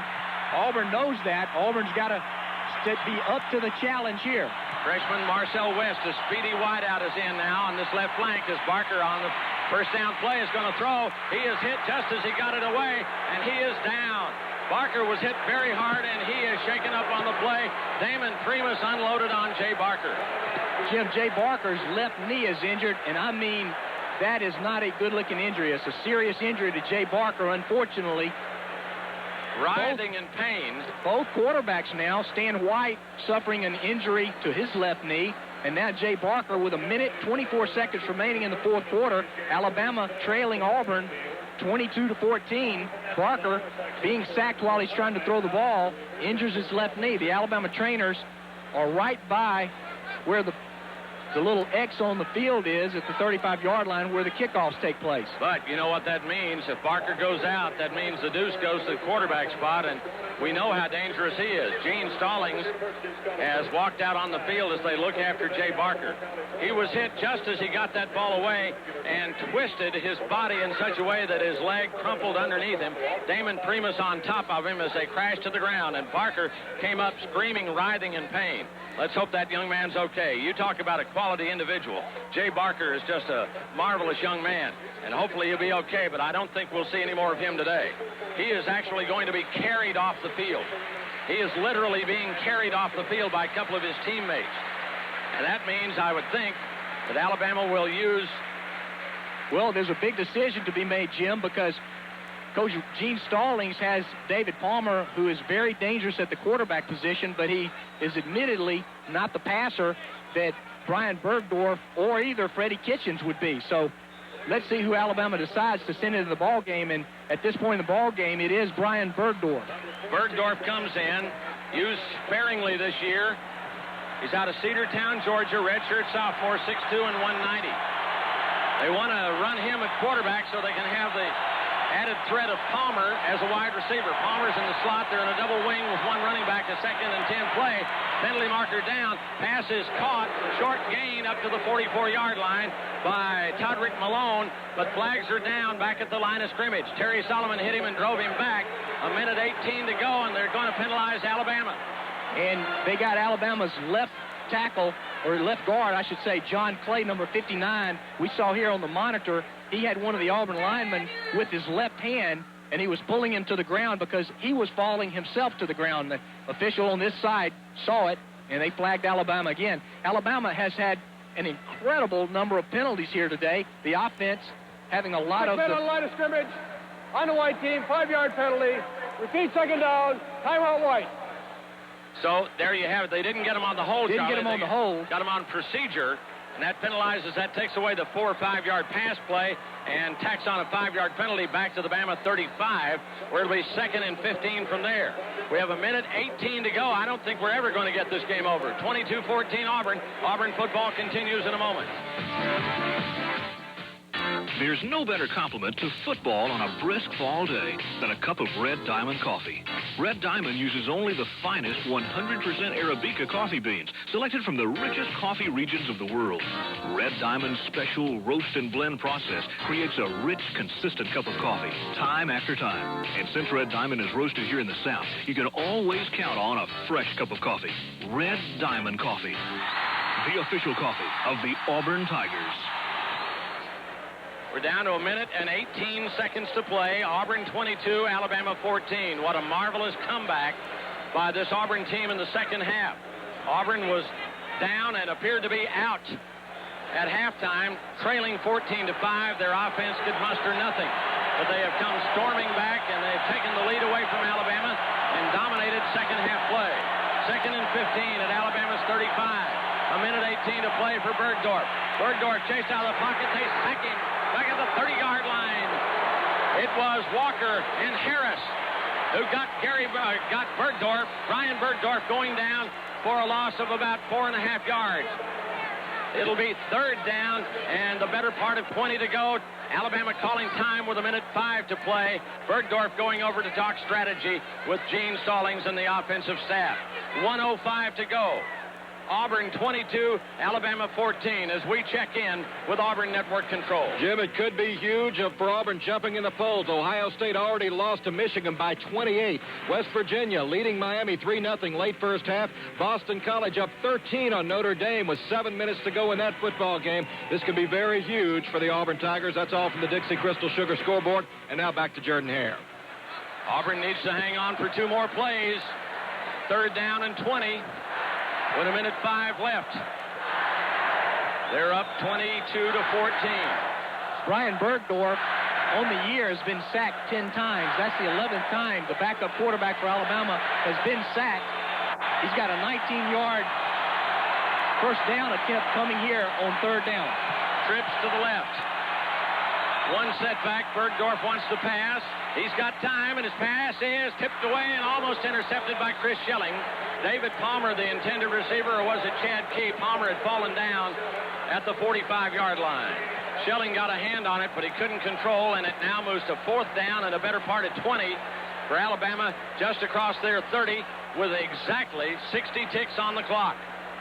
Alabama had 3 receivers to this near side. Palmer was in the middle. The other 2 went deep. David Palmer broke it out to the sideline, but he slipped on his break. Key to the right. Anderson in the right slot. Palmer in the left slot. Malone, the wide receiver, to this near side, a double wing set. 4th down and 20. Bergdorf forced out of the pocket. Is going to throw on the run over the middle. Great catch down at the Auburn 40-yard line by Chris Anderson, who extended his body and pulled that one down for a long gain and a first down for Alabama with 53 seconds to go. That's a gain of 29 yards. What a huge catch over the middle. Alabama with his tail back in the wing position, sent him straight downfield. Bergdorf danced around and got time, threw it to him, and a great catch. No huddle, 1st and 10 play. Bergdorf rolled that one to David Palmer in the right flat. It never had a chance to be caught. It actually bounded into Palmer's hands with 46 seconds to go. Short hopped it to David Palmer, but Brian Bergdorf trying to get the ball out on the right flank to the guy that they think could break the tackle and maybe go the distance. David Palmer never got the ball, bounced about 5 yards in front of him. 2nd down and 10 from the Auburn 41. Both starting quarterbacks have been sidelined in this game. It's been that hard hitting. Bergdorf on a 2nd and 10 play. Call it the Auburn 42. 1 running back out of the double wing. Bergdorf is being chased and pulled down. Sacked by Jason Miska. Back at the 47-48-yard line. Miska reached out and clotheslined Bergdorf as he came by. 35 seconds. The clock is stopped with the Alabama timeout. They'll look at a 3rd and long. They have spent their last timeout with 35 seconds to go, trailing Auburn by 8. Now, that's a good indication of what Auburn was facing in the first half, because the Auburn offense was put entirely into predictable situations. Bill Oliver and the Alabama defense took advantage of it. Here in the second half, they've turned it around.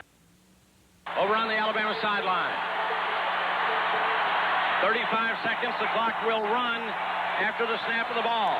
Alabama with no timeouts left. 1 running back.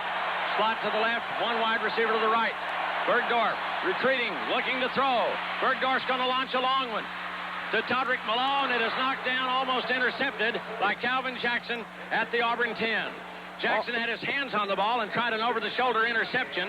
As it was overthrown from Malone, Calvin couldn't hold on to it, and Alabama will be 4th down and 18 with 29 seconds on the clock, arrested with the pass incompletion. We'll probably see Alabama go into the 3 wide-out situation and possibly just throw the ball up, hoping somebody is going to get it. No, they're coming out in a regular formation. They're going to actually go for the 18-yard gain here. From the Auburn 49, Bergdorf checking out. Crowd on its feet, making all the noise it can, and Bergdorf's going to go down this near side again. This one is tipped away, incomplete.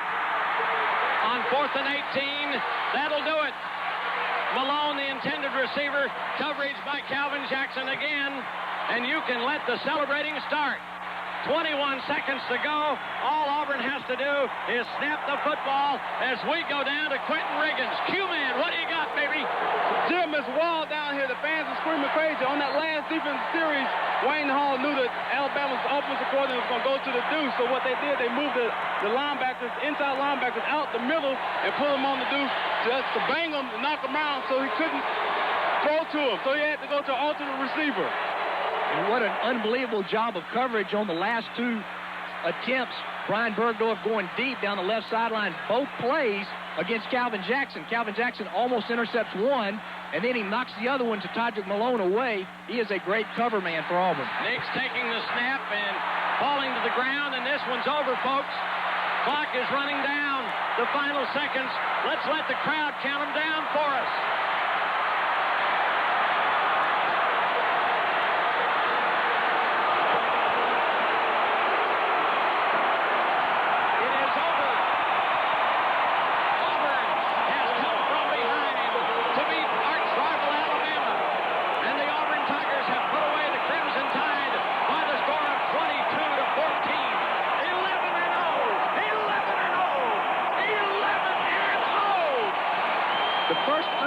Season for the Auburn Tigers since 1957 and the national championship year, and Auburn's national championship hopes are still alive.